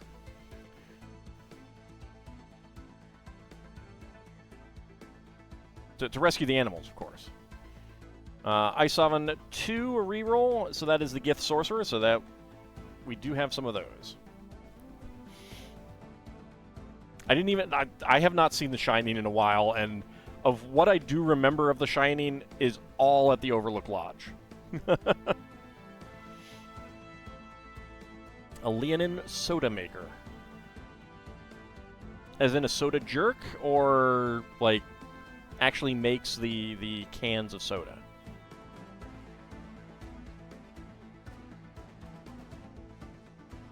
Well, the one with Scatman Carruthers, of course. This is a good one. Alright, just a few seconds remaining. Alright, let me get my die also ready. There we go, so that's on a 1. Okay. Alright. So let's go ahead and do some shaking.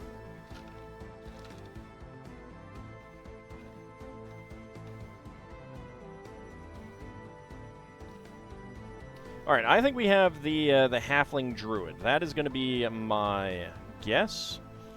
The weight says 20.05. That would be the Druid, the Halfling Druid. Let's see what the die says. 5. Oh my god. Oh my god. That is the Halfling Druid. Alright. So, it's gotta be, right? My guess was the Halfling. The weight says the Halfling. The die says the Halfling. It's gotta be the Halfling. Let's find out. I mean, it doesn't have to be. Could be wrong. Nope, Halfling Druid. That is the Halfling Druid. Alright. I do feel more confident when the weight says what it's gonna be. Let's actually open it.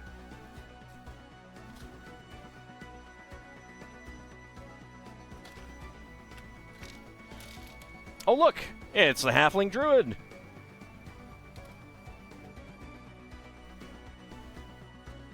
Alright, choose the outcome.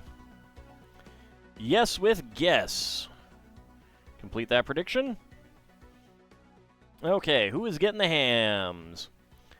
Bahamut and Shield of Hope getting all the hams. Very nice. Ice Oven and Keith Ellery going for yes with die roll, which, if I had guessed wrong, would be correct. And Lord Canis and Vigistry going for yes with weight. If my guess and the die roll had been wrong, we would have gone with that. But, unfortunately, and then Anghamarand and Lel Bunny going for no. If it had scanned up as something else, you guys would have gotten those hams.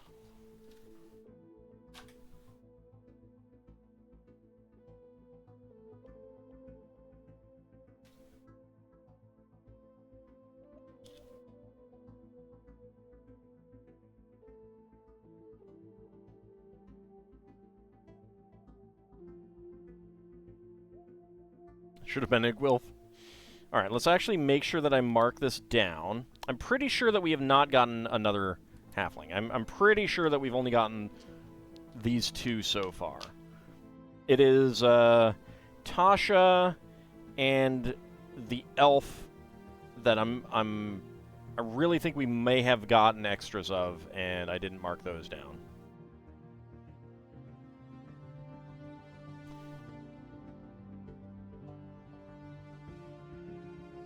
Make him a happy druid,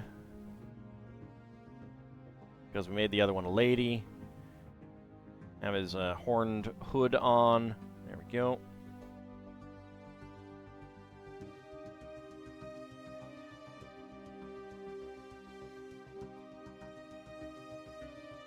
Give him his Staff of the Woodlands.